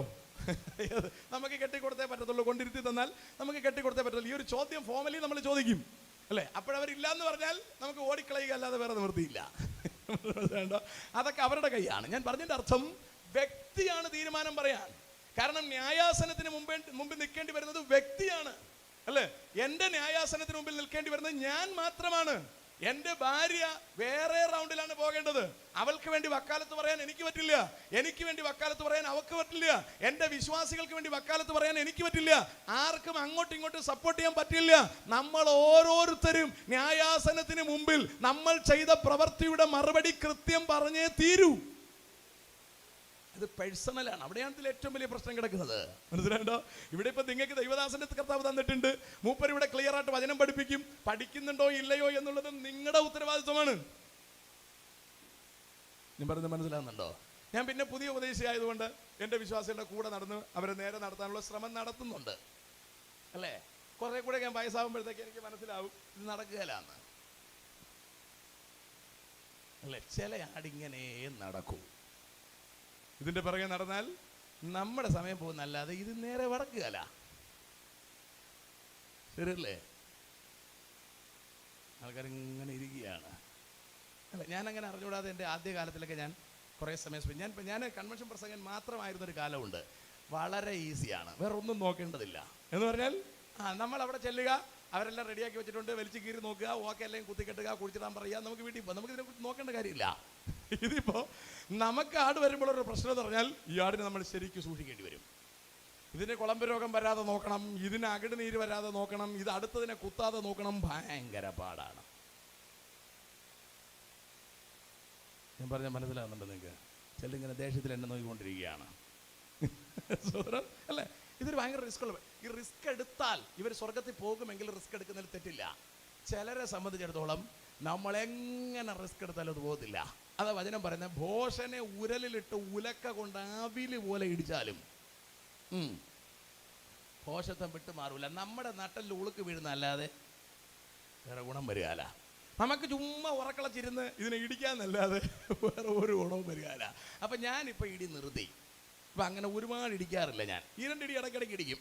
കാരണം ഇതങ്ങ് ഉണങ്ങി പോകാതിരിക്കാൻ വേണ്ടി ഈ രണ്ടിടി ഇടിക്കും. അല്ലേ? അപ്പം ഞാനിപ്പോൾ നല്ല എക്സ്പീരിയൻസ് ആയിട്ടുള്ള പാസ്റ്റേഴ്സിനോട് ഞാൻ കാര്യങ്ങൾ ചോദിക്കും, എങ്ങനെയാണ് ഇതിൻ്റെ വകുപ്പെന്ന് ചോദിക്കും. അപ്പോൾ അവർ പറഞ്ഞു തരും, ഇത് ചിലത് ഇടിച്ചാൽ ശരിയാവുകയല്ല. സ്തോത്രം. അങ്ങനത്തെ ആരും ഇവിടെ ഇരിപ്പില്ലാന്ന് തോന്നുന്നു. എല്ലാവരും ശ്വാസം പിടിച്ചിരിക്കുകയാണ്. അതങ്ങ് പോട്ടെ. ദൈവമക്കളെ, ശരിയാവണം നമ്മൾ വിചാരിക്കണം. ഞാനൊരുത്തൻ വിചാരിക്കാതെ എന്നെ ശരിയാക്കാൻ ദൈവത്തിന് പോലും പറ്റില്ല. ഞാൻ അതിശയോക്തി പറഞ്ഞല്ല, ദൈവത്തിന് പോലും പറ്റില്ല.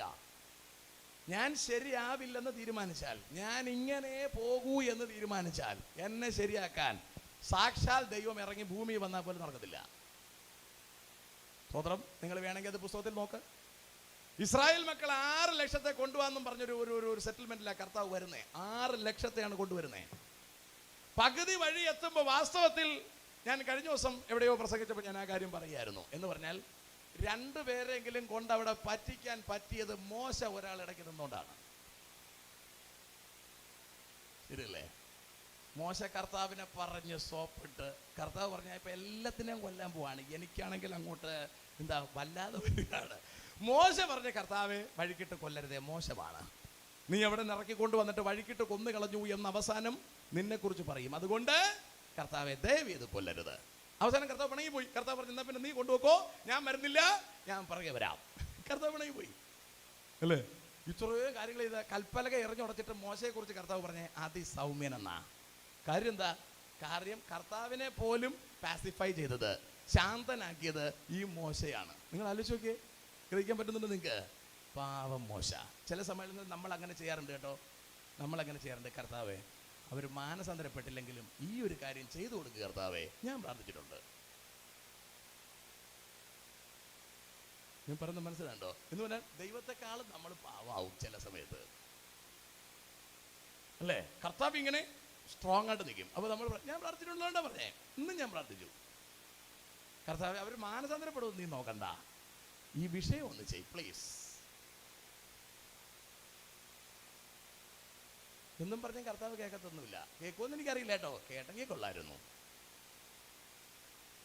ഞാൻ പറഞ്ഞെല്ലാം നിങ്ങൾക്ക് മനസ്സിലായി. നിങ്ങളുടെ ഇരിപ്പ് കണ്ടാൽ അറിയാം, കഷായം കുടിച്ച പോലെ ഇരിക്കുകയാണ്. നാളെ വരാതെ ഒന്നും ഇരിക്കരുത്. സ്തോത്രം. നമുക്ക് തിരിച്ചു വരാം. ദൈവമക്കളെ, ഒരിക്കൽ മരിക്കുക, ഇത് മാറ്റാൻ പറ്റില്ല. ആ മരണം വചനം ഇങ്ങനെയാണ് പറയുന്നത്, ദൈവവുമായി ബന്ധം വേണ്ടെന്ന് മനുഷ്യന് ബോധ്യപ്പെട്ടാൽ മനുഷ്യൻ വിൽഫുള്ളി ഈ വൃക്ഷത്തിന്റെ ഫലം തിന്നണം. തിന്നുമ്പോൾ ദൈവമായിട്ടുള്ള ബന്ധം കട്ടാവും. അതായിരുന്നു ദൈവം വച്ചിരുന്ന പദ്ധതി. പക്ഷേ മനുഷ്യൻ തിന്നത് അവന്റെ താല്പര്യപ്രകാരമല്ല. അതിനെ പൗലോസ് പറയുകയാണ്, സർപ്പം ഹവ്വായെ ഉപായത്താൽ ചതിച്ചതുപോലെ. കണ്ടോ? ഉപായത്താൽ ചതിച്ചതുപോലെ. എന്തോ ചെയ്തു? സർപ്പം വന്നേച്ചും പറഞ്ഞു ഏതെങ്കിലും വൃക്ഷത്തിന്റെ ഫലം തിന്നരുതെന്ന് വാസ്തവമായി പറഞ്ഞിട്ടുണ്ടോ? കണ്ടോ? 2 മുനവച്ച വർത്തമാനമാണ് അവൻ പറഞ്ഞത്. ഏതെങ്കിലും വാസ്തവമായി ആ 2 മുനയില് മൂപ്പത്തി കുടുങ്ങി. അവര് പറഞ്ഞു തിന്നരുതെന്ന് മാത്രമല്ല തുടരുതെന്നും പറഞ്ഞിട്ടുണ്ടോ? അവര് സൂപ്പർലേറ്റീവായി, മതിലിന്റെ വെളിയിൽ പോയി. അല്ലേ? അടുത്ത ചെകുത്താൻ പറയാണ്, നീ തിന്നുന്ന നാളിൽ മരിക്കില്ല നിശ്ചയം. കണ്ട? നിശ്ചയം നിന്റെ കണ്ണ് തുറക്കുന്ന നീ ദൈവത്തെ പോലെയാവും, ദൈവത്തെ പോലെയാകും. എത്ര നിസ്സാരമായി അവരെ കബളിപ്പിച്ചു നിങ്ങൾ ആലോചിച്ച് നോക്കിയേ. എത്ര നിസ്സാരമായി, സിമ്പിളായിട്ട് അവരെ കബളിപ്പിച്ചു നോക്കിയേ.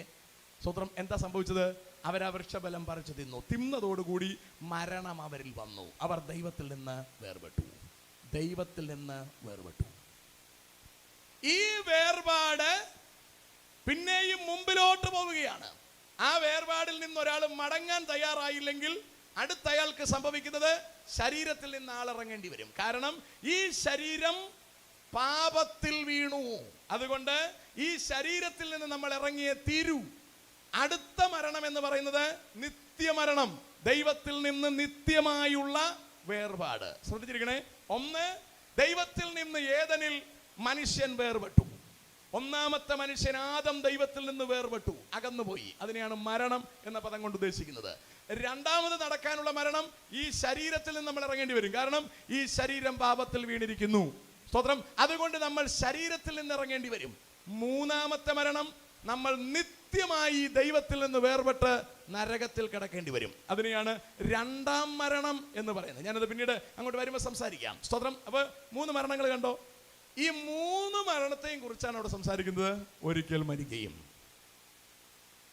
കണ്ടോ? അതിൽ നമുക്ക് പ്രധാനമായും നമുക്കെടുത്ത് പറയാനുള്ളത് നമ്മുടെ ശാരീരിക മരണം മാത്രം പറയാം. മറ്റത് അവിടെ കിടക്കട്ടെ. ശാരീരിക മരണം മാത്രം പറയാം. ഒരിക്കൽ മരിക്കുകയും. നിങ്ങളൊന്ന് ഓർത്ത് നോക്കിയേ. നിങ്ങളുടെ ബർത്ത്ഡേ മനസ്സിൽ കണ്ടേ വർഷം, അതിൻ്റെ പുറകിലത്തെ വർഷം നമ്മൾ ഉണ്ടായിരുന്നില്ല. ഓർക്കുന്നുണ്ടല്ലോ? അതിൻ്റെ പുറകിലത്തെ വർഷം നമ്മൾ ഉണ്ടായിരുന്നില്ല. ഇനി നിങ്ങൾ മുമ്പിലോട്ട് നോക്കൂ. ഇപ്പം നിങ്ങളുള്ള പ്രായത്തിൻ്റെ കൂടെ എത്ര ഇട്ടാൽ ഒരു 100 കിട്ടുമെന്ന് നോക്കൂ. വയസ്സ് 100 കിട്ടാൻ 2000-ൽ ജനിച്ചതാണെങ്കിൽ 2100 അല്ലേ? 1970-ൽ ജനിച്ചതാണെങ്കിൽ 2070. ഏറെക്കുറെ പിടി കിട്ടുന്നുണ്ടല്ലോ. ഇതിൻ്റെ അപ്പുറത്ത് നമ്മൾ കാണത്തില്ല. 100 ഞാൻ ചുമ്മാ പറയാണ്ട്. 80 കഴിഞ്ഞാൽ പിന്നെ മെനകേടാണ്. മനസ്സിലായോ? പിന്നെ അവർക്കും ബുദ്ധിമുട്ടാണ്, ഈ നമുക്കും ബുദ്ധിമുട്ടാണ് അല്ലേ? ഒന്നിൽ ചെവി കേൾക്കത്തില്ല, ഇല്ലേ കണ്ണ് കാണത്തില്ല അല്ലേ? നമ്മൾ പറയുന്നതായിരിക്കില്ല അവർ കേൾക്കുന്നത്. വല്ലാത്ത പ്രതിസന്ധിയുടെ ഒരു കാലമാണ് 80 എബവ് പോകുമ്പോൾ അല്ലേ? 80 എബവുള്ള എത്ര പേരെ ഇവിടെ വന്നിട്ടുള്ളൂ? ഒന്ന് കൈ ഉയർത്താവോ? ആരുമില്ല. കേൾക്കാത്തോണ്ടായിരിക്കും ചിലപ്പോൾ. ആളൊക്കെ കാണുമെന്ന് എനിക്ക് തോന്നുന്നു. പക്ഷേ 80-ന് മേലോട്ടുള്ളവർ കേൾക്കാത്തോണ്ടാണ് അവർ കൈ പോക്കാത്തത് അല്ലേ? 80 എബവ് ഇവിടെ ഇരിപ്പുണ്ട്.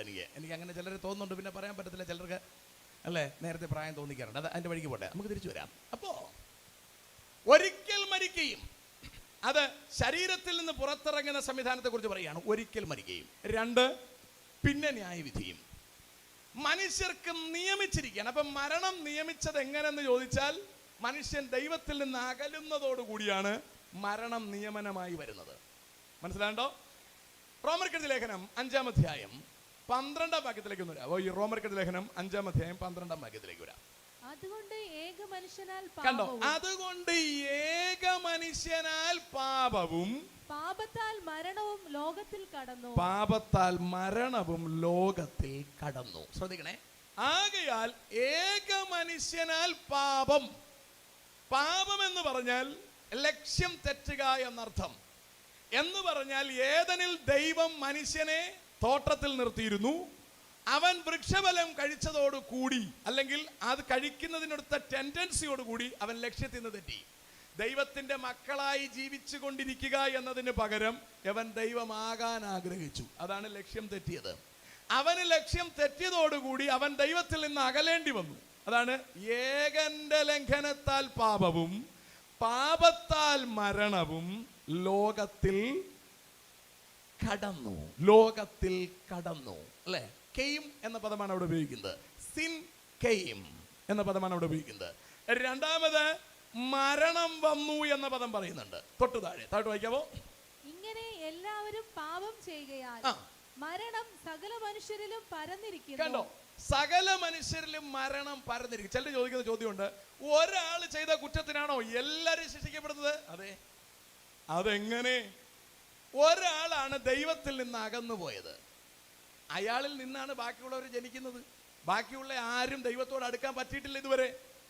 ദൈവത്തിൽ നിന്ന് അകന്നു പോയ ആള്, അകന്നിടത്തുനിന്ന് ഇപ്പൊ ഇവിടെ നിന്ന് ഒരാള് അമേരിക്കയ്ക്ക് പോവുകയാണ്. അവിടെ നിന്ന് സിറ്റിസൺഷിപ്പ് എടുത്ത് അവിടെ അങ്ങ് താമസിക്കുകയാണ്. അയാൾക്ക് ജനിക്കുന്ന മക്കൾ അമേരിക്കൻ സിറ്റിസൺ ആയിട്ടാണ് ജനിക്കുന്നത് അല്ലേ? അത് പിന്നെ ഇവിടെ കൊണ്ടുവന്ന് സിറ്റിസൺ ആക്കണമെങ്കിൽ അത് പണി വേറെയാണ്. അപ്പോൾ അയാൾ ഇന്ത്യയിൽ നിന്ന് വിട്ടു, ഇവിടുത്തെ പാസ്പോർട്ടും സറണ്ടർ ചെയ്തു. അയാൾ ഇവിടെ നിന്ന് അമേരിക്കയ്ക്ക് പോയി. അവിടെ ചെന്ന് അവിടുത്തെ സിറ്റിസൺ ആയി. അവർക്ക് മക്കൾ ജനിച്ചു, അത് അമേരിക്കക്കാരനായിട്ടാണ് ജനിക്കുന്നത്. പിന്നെ അവർക്ക് തലമുറ ജനിച്ചു, അതെല്ലാം അമേരിക്കക്കാരനായിട്ടാണ് ജനിക്കുന്നത്. കാരണം അവർ ഇന്ത്യയുമായിട്ടുള്ള കണക്ഷൻ വിട്ടു. മനസ്സിലാകുന്നുണ്ടോ? അപ്പൊ ഇവിടുത്തെ കാര്യം, ദൈവത്തിൽ നിന്ന് അകന്നുപോയ മനുഷ്യൻ അവൻ മരണത്തിൽപ്പെട്ടു. അവനിൽ നിന്ന് താഴോട്ട് ജനിക്കുന്ന എല്ലാവരും മരണത്താലാണ് ജനിക്കുന്നത്. എന്ന് പറഞ്ഞാൽ ദൈവത്തിൽ നിന്ന് അകന്നൊരു ബന്ധത്തിലാണ് ജനിക്കുന്നത്. ദൈവവുമായിട്ട് യാതൊരു ബന്ധവും അവനില്ല.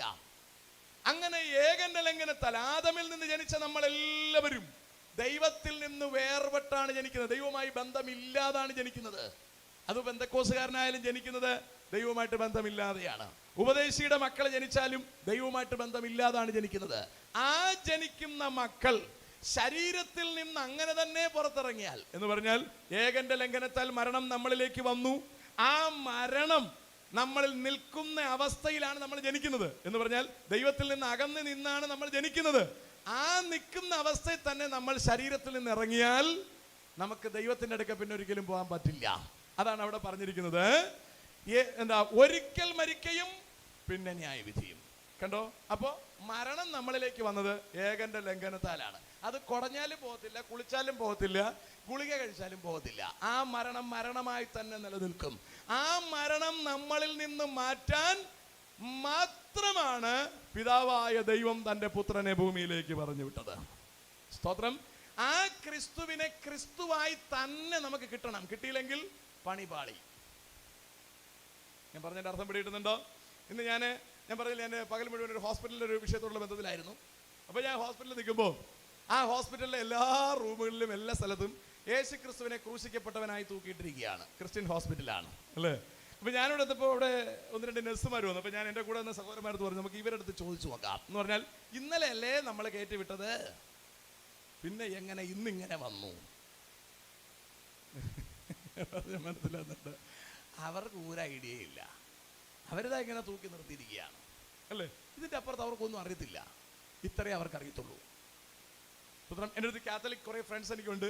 അവരെന്നെ ഇങ്ങനെ വിളിച്ചുകൊണ്ടിരിക്കും, എന്തെങ്കിലുമൊക്കെ എന്നെ ഇങ്ങനെ പറഞ്ഞ് സംസാരിച്ചുകൊണ്ടിരിക്കും. ഞാൻ അവരെ ഇങ്ങനെ ഇളക്കിക്കൊണ്ടേയിരിക്കും അല്ലേ? അപ്പം ഞാൻ അവരോട് ചോദിച്ചു, ഇന്നലെ എനിക്ക് ഏതാണ്ട് മെസ്സേജ് ഇട്ടപ്പോൾ ഞാൻ ചോദിച്ചു, കർത്താവിനെ ഇളക്കി വിട്ടോ നിങ്ങൾ അല്ലേ?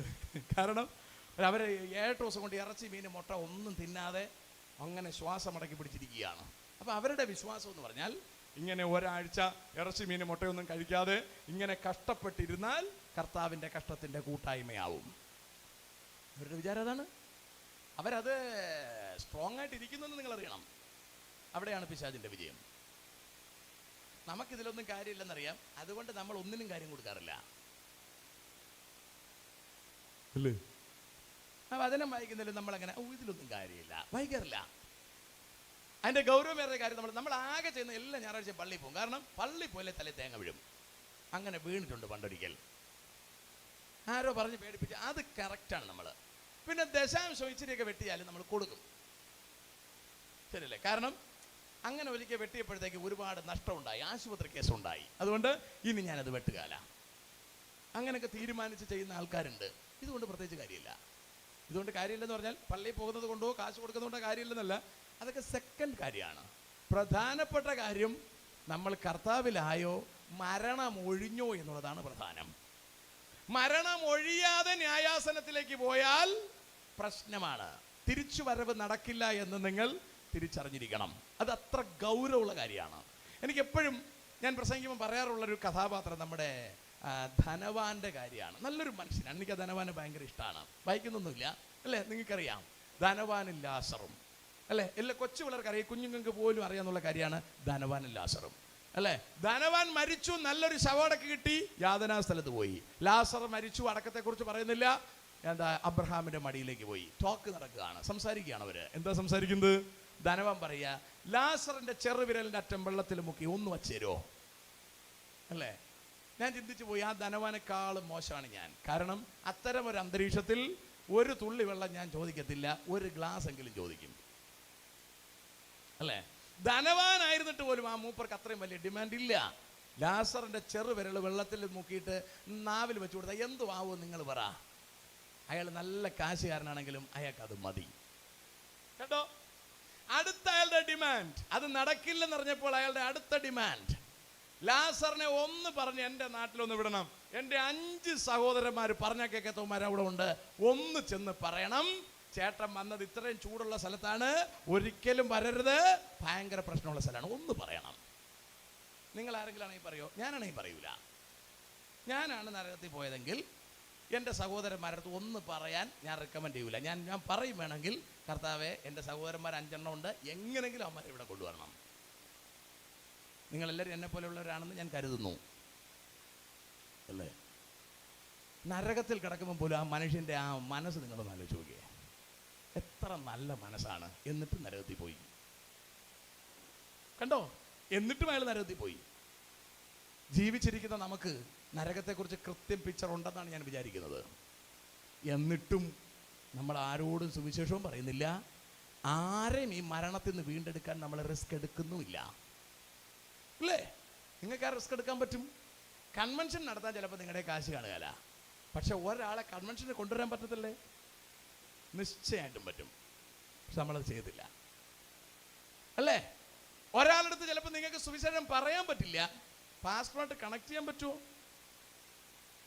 പറ്റുന്നില്ലെങ്കിൽ നിങ്ങൾ ധനവാനേക്കാളും മോശമാണ്. സ്വതന്ത്രം ഞാനിവിടെ നിർത്തിയിട്ട് പോരുകയാണ്. ഈ മരണത്തിൻ്റെ വെയിറ്റേജ് അതെത്ര വലുതാണെന്ന് നമ്മൾ തിരിച്ചറിയണം. ആ മരണം മാറ്റാൻ കർത്താവ് ചെയ്തിരിക്കുന്ന വില അതെത്ര വലുത് എന്ന് നമ്മൾ തിരിച്ചറിയണം. ഇത് രണ്ടും തിരിച്ചറിഞ്ഞാൽ ന്യായവിധിയിൽ നിന്ന് ജനത്തെ രക്ഷിക്കാൻ ഞാനും നിങ്ങളും അറിയാതെ ഇറങ്ങിക്കോളും. നമ്മുടെ വാ തുറക്കും, നമ്മൾ സംസാരിക്കും. കാരണം വരാനിരിക്കുന്ന ന്യായവിധി അത്ര വലുതാണ്. അതിൽ നിന്ന് രക്ഷപ്പെടാൻ നമ്മൾ ജനത്തോട് പ്രബോധിപ്പിക്കുമെന്ന കാര്യത്തിൽ യാതൊരു സംശയവും വേണ്ട. ഞാൻ വളരെ വേഗം മടങ്ങി വരട്ടെ. ദൈവമക്കളെ, അവിടെ പറയാണ്, ഏകന്റെ ലംഘനത്താൽ പാപവും പാപത്താൽ മരണവും ലോകത്തിൽ കടന്നിരിക്കുന്നു. വായിക്ക്. അതുകൊണ്ട് ഏക മനുഷ്യനാൽ പാപവും പാപത്താൽ മരണവും ലോകത്തിൽ കടന്നു. ഇങ്ങനെ എല്ലാവരും പാപം ചെയ്യുകയാൽ ശ്രദ്ധിച്ചോണേ, വിവേകാനന്ദൻ പറഞ്ഞത് മനുഷ്യനെ പാപി എന്ന് വിളിക്കരുത്, അവൻ പാപം ചെയ്യുന്നില്ല എന്നാണ്. That is absolutely wrong. ദൈവത്തിൽ നിന്ന് അകന്ന് ജീവിക്കുന്ന നമ്മൾ അവിടെ തന്നെ കിടന്ന് കറങ്ങുന്നത് പാപം തന്നെയാണ്. തിരിച്ച് ദൈവത്തിന്റെ അടുക്കലേക്ക് പോകാൻ യേശുക്രിസ്തു അല്ലാതെ മറ്റൊരു ഓപ്ഷൻ ഇല്ല. അതാണ് അവിടെ പറയുന്നത്. സ്തോത്രം. പാപം മനുഷ്യനിൽ പരന്നിരിക്കുന്നു, അല്ലെ?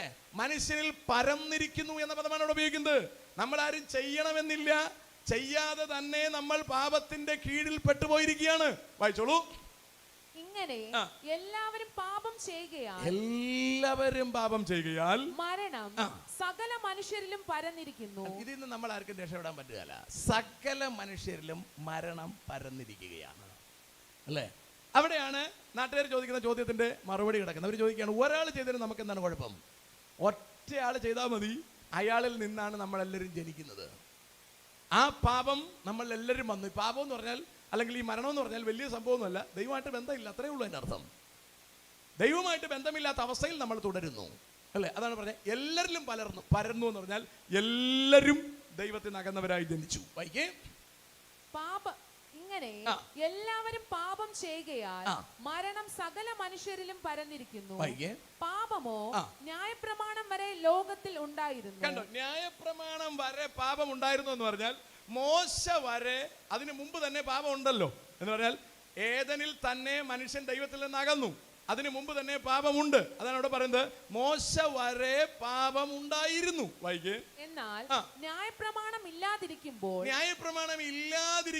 എന്ന് പറഞ്ഞാൽ മോശയുടെ ന്യായപ്രമാണം എത്തുന്നത് വരെ, അതിനു മുമ്പ് ന്യായപ്രമാണം ഇല്ലാതിരിക്കുമ്പോൾ പാപത്തെ കണക്കിടുന്നില്ല.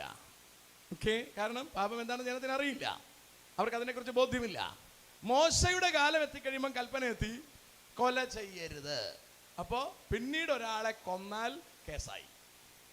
വ്യഭിചാരം ചെയ്യരുത്, പിന്നീട് ഒരാളുമായി വ്യഭിചാരം ചെയ്താൽ അത് പാപമായി. മനസ്സിലാകുന്നുണ്ടോ? അതുവരെ അവകൾ പാപമല്ല.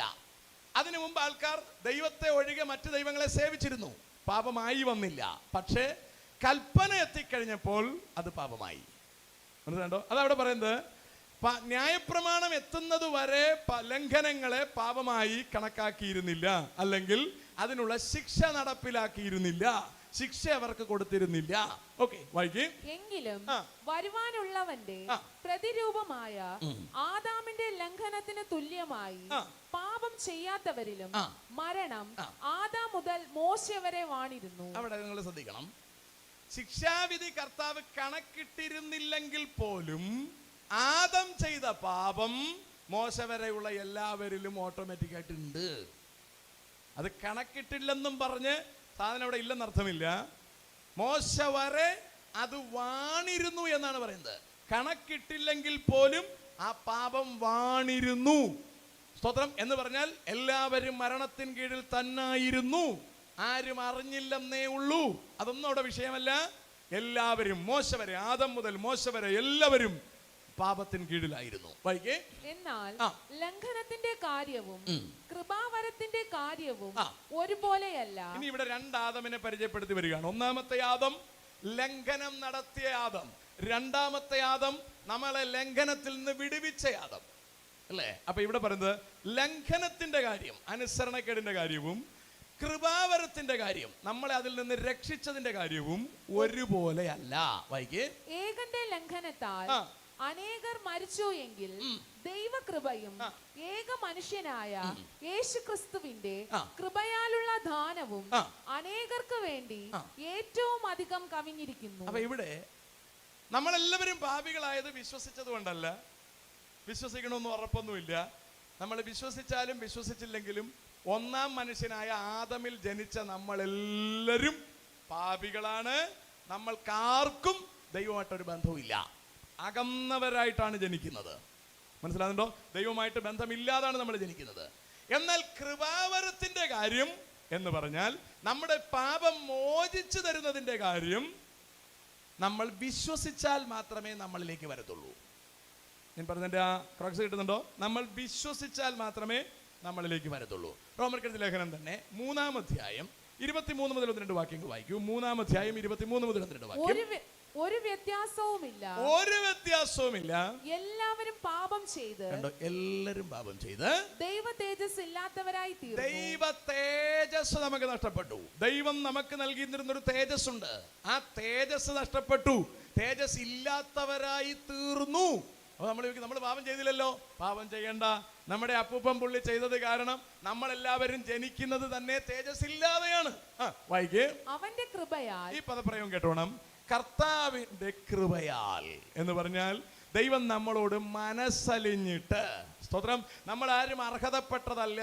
ഒന്നാമത്തെ ആദം പാപം ചെയ്തു. പാപം ചെയ്ത ആദമിന്റെ മക്കളായി നമ്മൾ ജനിച്ചിരിക്കുന്നു. ദൈവത്തിന്റെ അടുക്കലേക്ക് തിരിച്ച് നമ്മളെ കൊണ്ടുവരേണ്ടുന്ന യാതൊരു കാര്യവുമില്ല. അതാണ് എബ്രായ ലേഖനം 2-ാം അധ്യായത്തിൽ പറയുമ്പോൾ ചോദിക്കുകയാണ്, നീ മനുഷ്യപുത്രനെ ഓർക്കേണ്ടതിന് അവൻ എന്ത്? അല്ലേ, നീ അവനെ ചിന്തിക്കേണ്ട കാര്യമില്ലല്ലോ. 7-ാം വാക്യാണെന്ന് തോന്നുന്നു. ഒന്ന് വായിക്കാവോ? മനുഷ്യനെ നീ ഓർക്കേണ്ടതിന്, മനുഷ്യനെ നീ ഓർക്കേണ്ടതിന് അവൻ എന്ത്? കണ്ടോ, മനുഷ്യനെ ഓർക്കേണ്ടതിന് അവൻ എന്ത്? മനുഷ്യപുത്രനെ സന്ദർശിക്കേണ്ടതിന് അവൻ എന്തു മാത്രം? അവൻ എന്ത്? അവന് ഒന്നുമില്ലല്ലോ. ഞങ്ങളുടെ അടുക്കലേക്ക് വരാൻ ഞങ്ങൾ എന്തുണ്ടു കർത്താവേ? ഇത് സങ്കീർത്തനത്തിന്റെ കൊട്ടേഷൻ എടുത്തെഴുതിയിരിക്കുകയാണ്. നമ്മൾ തിരിച്ചറിയണം, നമ്മൾ വലിയ സംഭവമൊന്നുമല്ല. സ്തോത്രം, വളരെ കുറച്ചു കാലത്തേക്ക് ജീവിക്കാൻ വന്ന നിസ്സാര മനുഷ്യരാണ്. ബ്രോയിലർ ചിക്കനെ നിങ്ങൾ കണ്ടിട്ടുണ്ടോ? വെറും 40 ദിവസത്തേക്ക് കൂടിൽ വളരാൻ വേണ്ടി വിധിക്കപ്പെട്ടവരാണ് അവർ. വെറും 40 ദിവസം. 50 ദിവസം അതിന് നിൽക്കാൻ ഒക്കില്ല, അത് ചത്തുപോകും. വെറും 40 ദിവസത്തേക്ക്. നിങ്ങൾ ഓർക്കൂ, നമ്മൾ വെറും 100 കൊല്ലത്തേക്ക്. അങ്ങ് അറ്റം പറഞ്ഞതാണ് കേട്ടോ. 120 ബൈബിൾ പറഞ്ഞിട്ടുണ്ടെങ്കിലും ഇന്നത്തെ ആഹാര ക്രമീകരണം അനുസരിച്ച് അത്രയൊന്നും പോവില്ല. 70 ഏറെ ആയാൽ 80, അല്ലെങ്കിൽ 100 വെച്ചോളൂ. വെറും 100 കൊല്ലത്തേക്ക് വന്ന വെറും മനുഷ്യരാണ് നമ്മൾ. രക്ഷിക്കപ്പെടാതെ പോയാൽ നമുക്ക് ഒരു വിലയും വചനം നൽകുന്നില്ല. രക്ഷിക്കപ്പെട്ടാൽ നമ്മുടെ വില മുഴുലോകത്തെക്കാളും വിലയായി മാറുകയാണ്. സ്തോത്രം. ഇപ്പൊ നമുക്ക് ദൈവമായിട്ടിരിക്കുന്ന വില നിങ്ങളൊന്ന് ആലോചിച്ച് നോക്കിയേ. പിശാച് വളരെ സ്ട്രോങ് ആയിട്ട് നിൽക്കുന്നത് എങ്ങനെയെങ്കിലും ഈ രക്ഷ നമ്മൾ പ്രാപിക്കാതെ തട്ടിപ്പോവുക എന്നുള്ളതാണ്. പെന്തക്കോസുകാരനാകുന്നു എന്നതുകൊണ്ട് പിശാചിന് ടെൻഷൻ ഒന്നും തന്നെ ഇല്ല. നിങ്ങൾ സ്ഥിരമായി പെന്തക്കോസ് പള്ളിയിൽ പോകുന്നു എന്നതുകൊണ്ട് ഒന്നും പിശാചിന് ഒരു ടെൻഷനും ഇല്ല. പിശാചിന് ടെൻഷൻ വരുന്നത് നമ്മൾ യേശുവിനെ രക്ഷകനായി സ്വീകരിക്കുമ്പോഴാണ്. സ്തോത്രം. ക്രിസ്തുവിന് വേണ്ടി നമ്മൾ ജീവിക്കാൻ തുടങ്ങുമ്പോഴാണ്, ക്രിസ്തുവിന്റെ ജീവൻ നമ്മുടെ ജീവിതത്തിൽ, നമ്മുടെ ശരീരത്തിൽ വെളിപ്പെട്ട് തുടങ്ങുമ്പോഴാണ് പിശാച് ഒരല്പം വിറയ്ക്കുന്നത്. അല്ലാതെ വിറയ്ക്കത്തൊന്നുമില്ല, പേടിക്കത്തുമില്ല. നമ്മൾ അങ്ങനെ ആരും ചിന്തിക്കുകയും വേണ്ട. ഞാൻ വളരെ വേഗം മുമ്പിലേക്ക് പോയിക്കോട്ടെ. അപ്പോൾ ഇവിടെ പറഞ്ഞോ, മനുഷ്യപുത്രനെ ഞങ്ങളത് ഓർക്കേണ്ടതിനെന്ത്? വായിക്കേ, നീ അവനെ ദൂതന്മാരെക്കാൾ അല്പം മാത്രം താഴ്ത്തി. കണ്ട, ദൂതന്മാരെക്കാൾ അല്പം മാത്രം താഴ്ത്തി തേജസ്സും ബഹുമാനവും അവനെ അണിയിച്ചിരിക്കുന്നു. അപ്പൊ നമുക്ക് എന്തെല്ലാം ഉണ്ടായിരുന്നു നിങ്ങൾ ആലോചിച്ച് നോക്കിയേ. ദൂതന്മാരെക്കാളും അല്പം താഴ്ത്തി നമ്മളെ സൃഷ്ടിച്ചു. നമുക്ക് തേജസ്സും ബഹുമാനവും തന്നിരുന്നു. സ്തോത്രം. വായിക്കേ, നിന്റെ കൈകളുടെ പ്രവൃത്തികൾക്ക് നീ അവനെ അധിപതിയാക്കി. സകലത്തിന്റെയും അധിപതിയാക്കി മനുഷ്യനെ. കണ്ടോ, സകലത്തിന്റെയും അധിപതിയാക്കി മനുഷ്യനെ. അപ്പോൾ ഏറ്റവും മുകളിൽ ദൈവം, തൊട്ട് താഴെ ദൂതന്മാർ, അതിന്റെ താഴെ മനുഷ്യൻ, അതിന്റെ താഴെ സർവ്വ സൃഷ്ടിയും, അതിന്റെ താഴെയാണ് വീണുപോയ പിശാച് കിടക്കുന്നത്. മനസ്സിലുണ്ടോ? അപ്പൊ ദൈവം മനുഷ്യന് കൊടുക്കുന്ന പൊസിഷൻ നിങ്ങൾ ആലോചിച്ച് നോക്കിയേ. ദൂതന്മാരെക്കാളും അല്പം താഴ്ത്തി, അവന് തേജസ്സും ബഹുമാനവും അവനെ അണിയിച്ചു. വായിക്കേ, നിന്റെ കൈകളുടെ പ്രവൃത്തികൾക്ക് നീ അവനെ അധിപതിയാക്കി. സകലവും അവന്റെ കാൽ കീഴിൽ. സകലവും അവന്റെ കാൽ കീഴിൽ. സകലവും അവന്റെ കാൽ കീഴിൽ. എത്ര ഭംഗിയായിട്ടാണ്, എത്ര തേജസ്സോടെ, എത്ര അധികാരത്തിലാണ് ദൈവം മനുഷ്യനെ സൃഷ്ടിച്ചു കൊണ്ടാക്കിയതെന്ന് ആലോചിക്കൂ. അത് പോരാഞ്ഞിട്ട് അവന് ദൈവമാവാനുള്ള ആഗ്രഹം ഉണ്ടായി. ആഗ്രഹം ഉണ്ടായതല്ല, ചെകുത്താൻ അവന്റെ ഉള്ളിൽ കുത്തിവെച്ചതാണ്. കാരണം അവനറിയാം ദൈവത്തോടൊപ്പം ഇരിക്കാൻ ഒരുത്തൻ ആഗ്രഹിച്ചാൽ ദൈവം അവനെ താഴെ തട്ടുമെന്ന് അവൻ അറിയാം. സ്തോത്രം. ആ സെയിം ഇഞ്ചക്ഷൻ അവൻ അവന്റെ തലച്ചോറിൽ കുത്തിവെച്ചു എന്നുള്ളതാണ് പ്രശ്നം, അല്ലേ? ഇന്ന് മനുഷ്യന് വിധേയത്വം വളരെ കുറവാണ്. സ്തോത്രം. മറ്റുള്ളവനെ ശ്രേഷ്ഠനായി എണ്ണുക എന്നുള്ളത് വളരെ കുറവാണ്. സ്തോത്രം. താഴെ ഇരിക്കുക എന്നുള്ളത് വളരെ കുറവാണ്. എല്ലാവർക്കും ഏറ്റവും മേളിലിരിക്കാനാണ് എല്ലാവരും ശ്രമിക്കുന്നത്. അത് ഞാൻ ചിലപ്പോഴൊക്കെ പറയാറുണ്ട്. പിശാച് നരകത്തിൽ ചെല്ലുമ്പോൾ ഞെട്ടിപ്പോവാൻ സാധ്യതയുണ്ട്. കാരണം അവനേക്കാളും വലിയ ടീമുകളാണ് അവിടെ ചെല്ലുന്നത്. അവൻ അവിടെ പോലും ഉദ്ദേശിച്ച കസേര കിട്ടാനുള്ള സാധ്യത എൻ്റെ നോട്ടത്തിൽ കാണുന്നില്ല. ശരിയല്ലേ? നിങ്ങൾക്ക് എന്ത് തോന്നുന്നു? ഒന്നും മിണ്ടാതിരുന്നാ മതി, എല്ലാം ശരിയാക്കാം. വൈകി എന്ന് ഒരുവൻ ഒരിടത്ത് സാക്ഷ്യം പറയുന്നു. സകലവും അവന് കീഴാക്കിയതിൽ ഒന്നിനെയും കീഴ്പ്പെടുത്താതെ വിട്ടിട്ടില്ല. എന്നാൽ ഇപ്പോൾ സകലവും അവന് കീഴ്പ്പെട്ടതായി കാണുന്നില്ല എങ്കിലും എന്ന് പറഞ്ഞാൽ അവനൊന്നും കീഴ്പ്പെട്ടതായി കാണുന്നില്ല അല്ലേ? ദൈവം, തൊട്ട് താഴെ ദൂതന്മാർ, തൊട്ട് താഴെ മനുഷ്യൻ, അതിന്റെ തൊട്ട് താഴെ സർവ്വ സൃഷ്ടിയും, ഏറ്റവും താഴെ ചെകുത്താൻ, സർവത്തിൻ്റെയും മുകളിൽ അവൻ അധികാരം കൊടുത്തിരുന്നു. എന്നാൽ ഇപ്പോൾ അവൻ ഒന്നും കീഴ്പ്പെട്ടതായി കാണുന്നില്ല. എന്ന് പറഞ്ഞാൽ താഴത്തെ പിശാച് മുകളിൽ കയറി വന്ന് യവന്റെ അടുത്ത് പറഞ്ഞു, നീ ദൈവത്തിന്റെ ഒപ്പം ആകാൻ പറ്റും ഈ ഫലം തിന്നാൽ. അത് തിന്നതോടുകൂടി ഏറ്റവും താഴെ പോയി. ഒന്നും അവന് കീഴിലല്ല. അവിടെയാണ് സങ്കീർത്തനക്കാരന്റെ ചോദ്യം, മനുഷ്യപുത്രനെ ഓർക്കേണ്ടതിന് നീ എന്ത് എന്ന് പറഞ്ഞാൽ അവനത് താഴെ പോയി, അവനെ ഓർക്കേണ്ടതിന് നീ എന്ത്. അവിടെയാണ് ഇവിടെ പറയുന്നത് എങ്കിലും എന്ന് പറഞ്ഞാൽ എല്ലാ കൃപകളും അവന്റെ കയ്യിൽ നിന്ന് നഷ്ടപ്പെട്ടു പോയി. എങ്കിലും ദൈവകൃപയാൽ എല്ലാവർക്കും വേണ്ടി മരണം ആസ്വദിപ്പാൻ, കണ്ടോ, നമുക്കെല്ലാവർക്കും വേണ്ടി മരണം ആസ്വദിപ്പാൻ ദൂതന്മാരിലും അല്പം ഒരു താഴ്ച വന്നവനായ പിതാവായ ദൈവത്തിന്റെ കൂടെ ഇരുന്ന പുത്രനായ ക്രിസ്തു ആ കുപ്പായം അഴിച്ചു വച്ച് ദൂതന്മാരെക്കാളും അല്പം താഴേക്ക് വന്നു. എന്തിന്? എന്നെയും നിങ്ങളെയും വീണ്ടെടുത്ത് തിരിച്ച് പഴയ പൊസിഷനിലേക്ക് കൊണ്ടെത്തിക്കാൻ. സ്തോത്രം. അവിടെയാണ് റോമർക്ക് ലേഖനം എഴുതുമ്പോൾ ശ്ലീഹൻ പറയുന്നത് വിശ്വാസത്താൽ. സ്തോത്രം. ഒരു വ്യത്യാസവുമില്ല, എല്ലാവരും പാപം ചെയ്തു എന്ന് പറഞ്ഞാൽ എല്ലാവരുടെ കഴിവും എല്ലാവരുടെ കൃപകളും നഷ്ടപ്പെട്ടിരിക്കുന്നു, എല്ലാവരുടെ മഹിമയും തേജസ്സും നഷ്ടപ്പെട്ടിരിക്കുന്നു. എല്ലാവരും പാപം ചെയ്ത് ദൈവ തേജസ് ഇല്ലാത്തവരായി തീർന്നു. fall short from the glory of God. മുകളിൽ നിന്ന് താഴെ പോയി. നമ്മളെല്ലാവരും താഴെ പോയി ദൈവമക്കളെ. അവിടെയാണ് പറയുന്നത് അവന്റെ അടുത്ത വായിക്ക്, അവന്റെ കൃപയാൽ. കണ്ടോ, ദൈവത്തിന്റെ കൃപയാൽ യേശുക്രിസ്തുവിങ്കലെ വീണ്ടെടുപ്പ് മൂലം എന്ന് പറഞ്ഞാൽ താഴെ നിന്ന് നമ്മളെ വിലയ്ക്ക് വാങ്ങി മുകളിലേക്ക് കയറ്റാൻ ക്രിസ്തു വീണ്ടെടുപ്പ് വിലയടച്ചു. എവിടെ? ന്യായപ്രമാണം പറഞ്ഞു പാപം ചെയ്ത ദേഹി മരിക്കണം. കർത്താവ് പറഞ്ഞു ഞാൻ മരിക്കാം. നമ്മളിൽ ആരെയും എടുത്ത് മരണത്തിനേൽപ്പിച്ചാൽ അവിടെ അതുകൊണ്ട് ഗുണമുണ്ടാവില്ല. അതുകൊണ്ട് വചനമായിരുന്ന ക്രിസ്തു, വെളിച്ചമായിരുന്ന ക്രിസ്തു, ജീവനായിരുന്ന ക്രിസ്തു ജഡമെടുത്ത്, നമ്മെപ്പോലത്തെ ജഡമെടുത്ത് നമ്മുടെ ഇടയിൽ പാർത്തു. എന്നിട്ട് നമ്മുടെ മുഴുവൻ റെപ്രസെന്റേറ്റീവായി എല്ലാവർക്കും വേണ്ടി ഒരുത്തൻ പാപം ചെയ്തു എങ്കിൽ എല്ലാവർക്കും വേണ്ടി ഒരാൾ വില കൊടുക്കാൻ തയ്യാറായി. ആ യേശു ക്രിസ്തുവിനെ വിശ്വസിക്കുന്ന എല്ലാവരുടെയും പാപം എഴുതി തള്ളാൻ, അവരെ നീതീകരിക്കാൻ പിതാവിന് ഇഷ്ടം വന്നു. അതാണ് അതിന്റെ ക്രക്സ്, അതാണ് അതിന്റെ പരമപ്രധാനമായ കാര്യം. സ്തോത്രം. അത് സ്വീകരിക്കുക എന്ന് പറയുന്നത് നിസ്സാര കാര്യമല്ല. താഴേക്ക് വായിക്കും, മനസ്സിലാവും. വായിക്കൂ. അവന്റെ കൃപയാൽ ക്രിസ്തുയേശുവിങ്കലെ വീണ്ടെടുപ്പ് മൂലം സൗജന്യമായത്രേ നീതീകരിക്കപ്പെടുന്നത്. നീതീകരണം ഫ്രീ ആണ് കേട്ടോ, ഒരു നയാ പൈസയുടെ ആവശ്യമില്ല. കാരണം ഒന്നാമത്തെ ആദമിൽ നിന്ന് നമ്മളിലേക്ക് പാപം വന്നു പെട്ടത് തന്നെയാണ്. അതിനെ ഒഴിച്ച് കളയാൻ നമുക്ക് ഫ്രീ ആയിട്ടാണ് നീതീകരണം. പക്ഷേ ഒന്നാമത്തെ ആദമിൽ നിന്ന് വന്നതുപോലെ സ്വാഭാവികമായി വരില്ല. മനസ്സിലായോ? നമ്മൾ പാപികളായി തീർന്നത് സ്വാഭാവികമായിട്ടാണ്. നീതിമാന്മാരാകുന്നത് സ്വാഭാവികമായിട്ടല്ല. നമ്മൾ ഏറ്റു പറയണം. ഏദനിൽ ആദമിന്റെ മുമ്പിൽ ഒറ്റ ഓപ്ഷൻ, ഈ വൃക്ഷത്തിന്റെ ഫലം തിന്നാൽ ദൈവമായിട്ടുള്ള ബന്ധം കട്ടാവും. അതുവരെ ബന്ധമുണ്ട്. ബന്ധം വേണ്ടെങ്കിൽ ഇതിന്ന് തിന്നാം. അയാൾ അതിന്ന് തിന്നു. ഇപ്പോ ബന്ധമില്ല. ഇനി ബന്ധം വേണമെങ്കിൽ യേശുവിനെ രക്ഷകനായി സ്വീകരിക്കണം.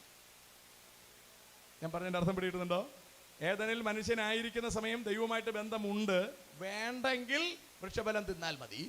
അവൻ തിന്നു, ബന്ധം കട്ടായി.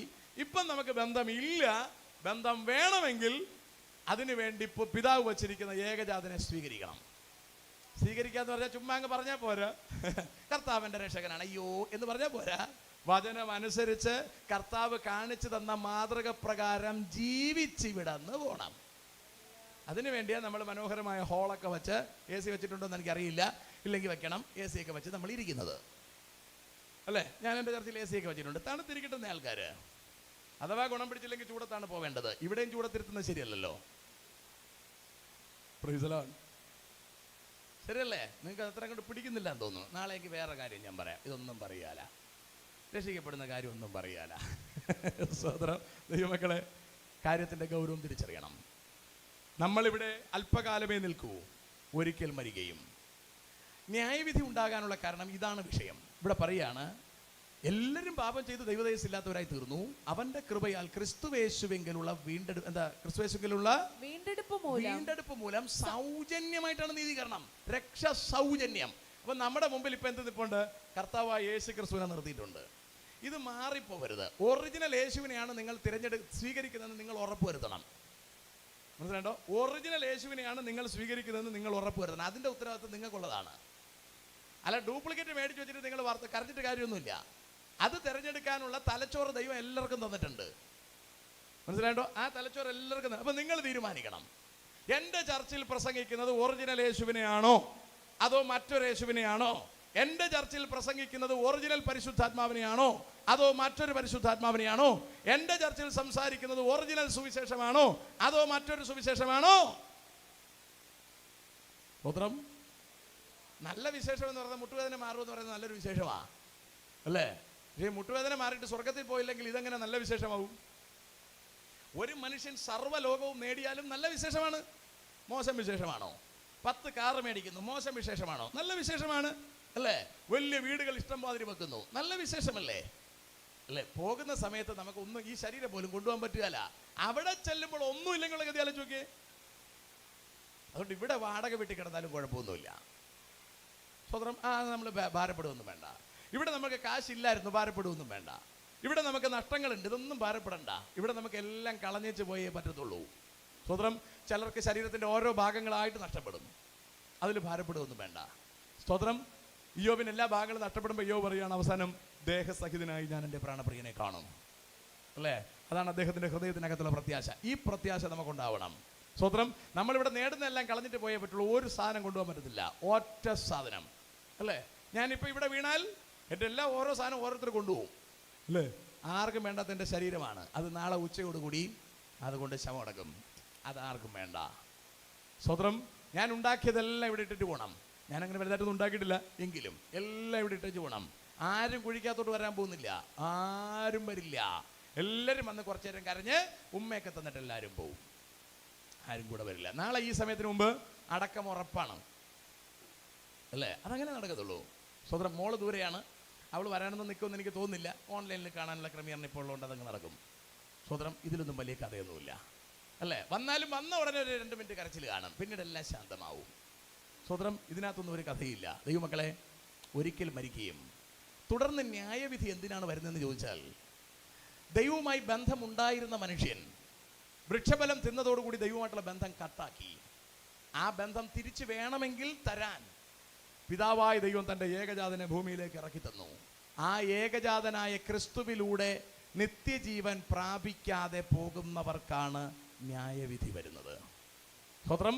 യോഹന്നാൻ എഴുതിയ സുവിശേഷം 3-ാം അധ്യായം 16-ാം വാക്യത്തിൽ പറയുന്നത്, തൻ്റെ ഏകജാതനായ പുത്രനിൽ വിശ്വസിക്കുന്ന ഏവനും നശിക്കാതെ നിത്യജീവൻ പ്രാപിക്കണമെന്നാണ്. 17-ാം വാക്യം വായിക്ക്, പെട്ടെന്ന് വായിക്ക്. ദൈവം തന്റെ പുത്രനെ ലോകത്തിൽ അയച്ചത് ലോകത്തെ വിധിപ്പാനല്ല. കണ്ടോ? ലോകത്തിൽ അയച്ചത് ലോകത്തെ വിധിപ്പാനല്ല, ലോകം അവനാൽ ലോകം യേശുവിലൂടെ രക്ഷപ്പെടാനാണ്. കണ്ടോ? യേശുവിലൂടെ രക്ഷപ്പെടാൻ വേറെ ഓപ്ഷൻ ഇവിടെ ഇല്ല.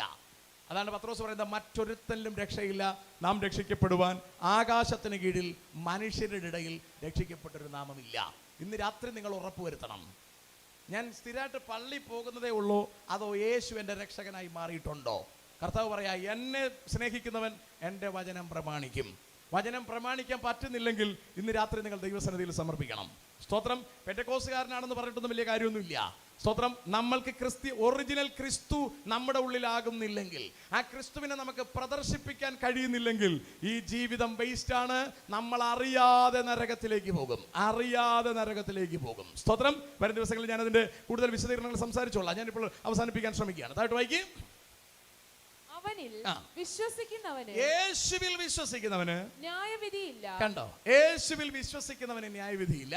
വിശ്വസിക്കാത്തവന് ദൈവത്തിന്റെ ഏകജാതനായ പുത്രന്റെ നാമത്തിൽ വിശ്വസിക്കായികയാൽ ന്യായവിധി വന്നു കഴിഞ്ഞു. കണ്ടോ? ന്യായവിധി വന്നു കഴിഞ്ഞു. അപ്പോൾ ഇന്ന് ഇവിടെ ഇരിക്കുന്ന എല്ലാവരിൽ നിന്നും ന്യായവിധി മാറിപ്പോകണമെന്ന്, ഈ ദേശത്തിലുള്ള എല്ലാവരിൽ നിന്നും ന്യായവിധി മാറിപ്പോകണമെന്ന് ദൈവസഭ ആഗ്രഹിക്കുകയാണ്. ദൈവ മക്കൾ ആഗ്രഹിക്കുകയാണ്. നമുക്ക് വേണ്ടി ജീവനെ തന്ന കർത്താവ് ആഗ്രഹിക്കുകയാണ്. സ്തോത്രം. മറ്റൊന്നിനും വേണ്ടി ജീവിക്കരുത്. കർത്താവ് പറയാണ്, നിങ്ങളുടെ പുതപ്പെടുക്കുന്നവന് ഉടുപ്പും കൂടി വിട്ടുകൊടുത്തേക്കാൻ. ആ ബോധ്യം നമുക്ക് വേണം. പുതപ്പെടുക്കുന്നവന് ഉടുപ്പും കൂടി വിട്ടുകൊടുക്കണം.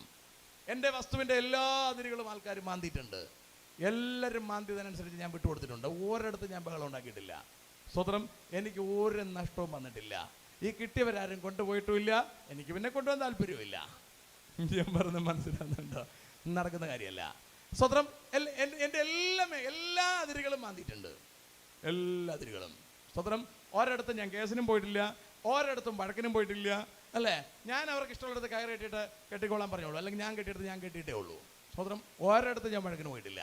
അല്ലേ? അടുത്തിടയ്ക്ക് ഒരാൾ എൻ്റെ ബന്ധുവിൻ്റെ അയാൾ ബഹളം ഉണ്ടാക്കി, അയാൾ കൊണ്ട് കേസൊക്കെ കൊടുത്തു. അയാളുടെ വസ്തുവിലേക്ക് അവിടെ നിന്ന് വെള്ളം ഒഴുകുന്നു എന്നൊക്കെ പറഞ്ഞ് കേസൊക്കെ കൊടുത്തു. അത് അതിന് പിടിച്ചപ്പോൾ അയാളുടെ വീട് എൻ്റെ വസ്തുവിലിരിക്കുകയാണ്. അല്ലേ? അവസാനം പോലീസുകാരൻ എന്നോട് സംസാരിച്ചു, എന്ത് ചെയ്യണം? ഞാൻ പറഞ്ഞു, ഒന്നും ചെയ്യണ്ട, അതവിടെ ഇരിക്കട്ടെ. ഇനിയിപ്പോൾ അതിൻ്റെ കോണൊന്നും ഇടിക്കാൻ പോകണ്ട, അതവിടെ ഇരിക്കട്ടെ. അത് ഇടിച്ചിട്ട് എനിക്കെന്താണ് നേടാൻ? അതവിടെ ഇരിക്കട്ടെ. അല്ലേ? ഒരു കുഴപ്പമില്ല.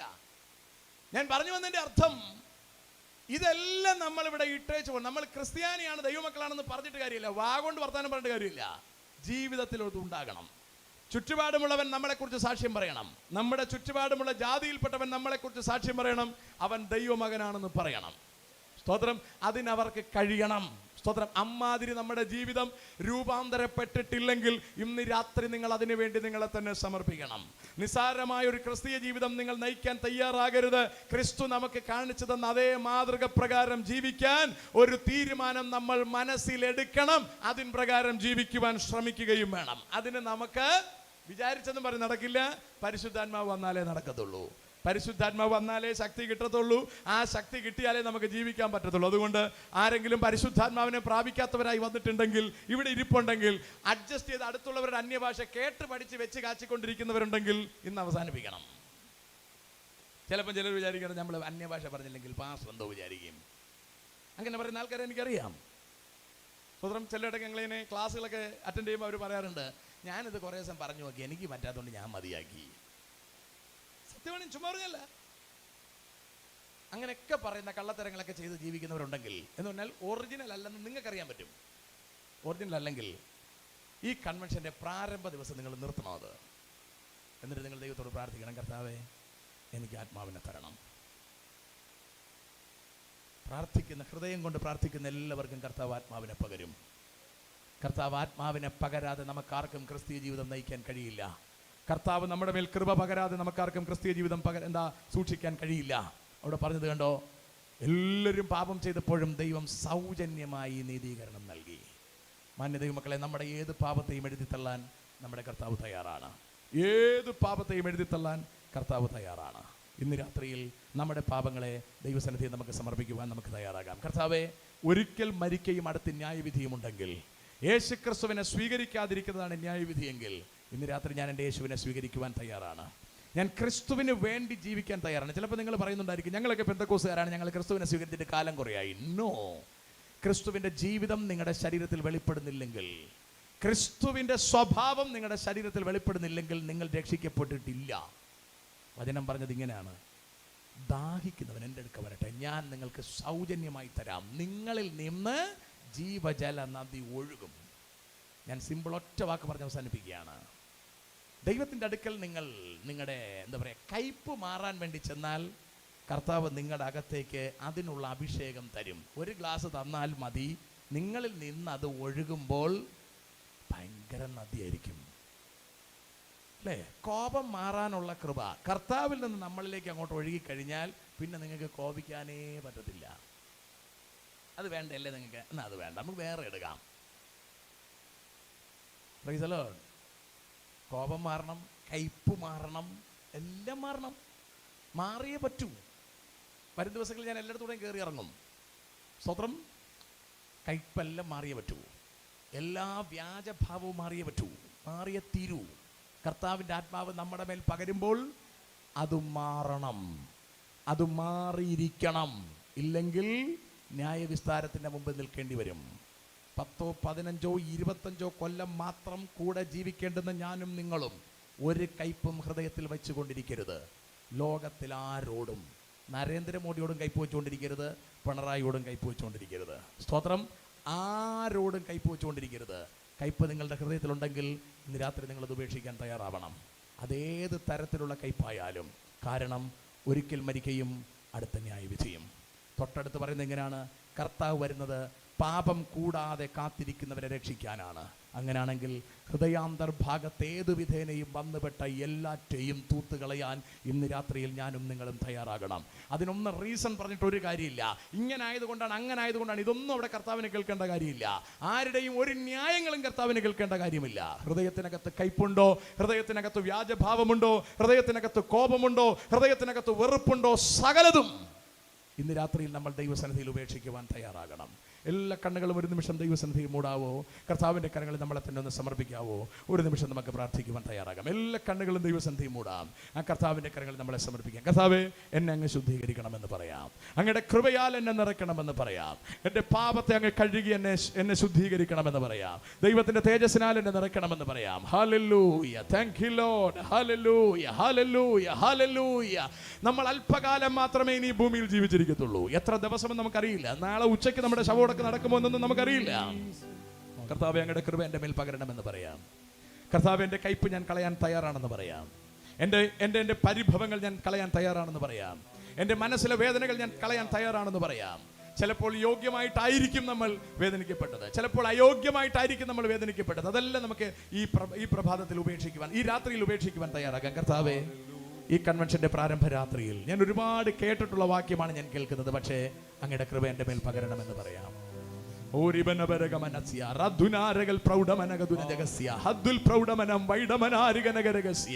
കർത്താവേ, ഞാൻ ഒരുപാട് വേദന സഹിച്ചിട്ടുണ്ട്, ഞാൻ ഒരുപാട് കഷ്ടത സഹിച്ചിട്ടുണ്ട്, ഞാൻ ഒരുപാട് കണ്ണുനീര് കുടിച്ചിട്ടുണ്ട്.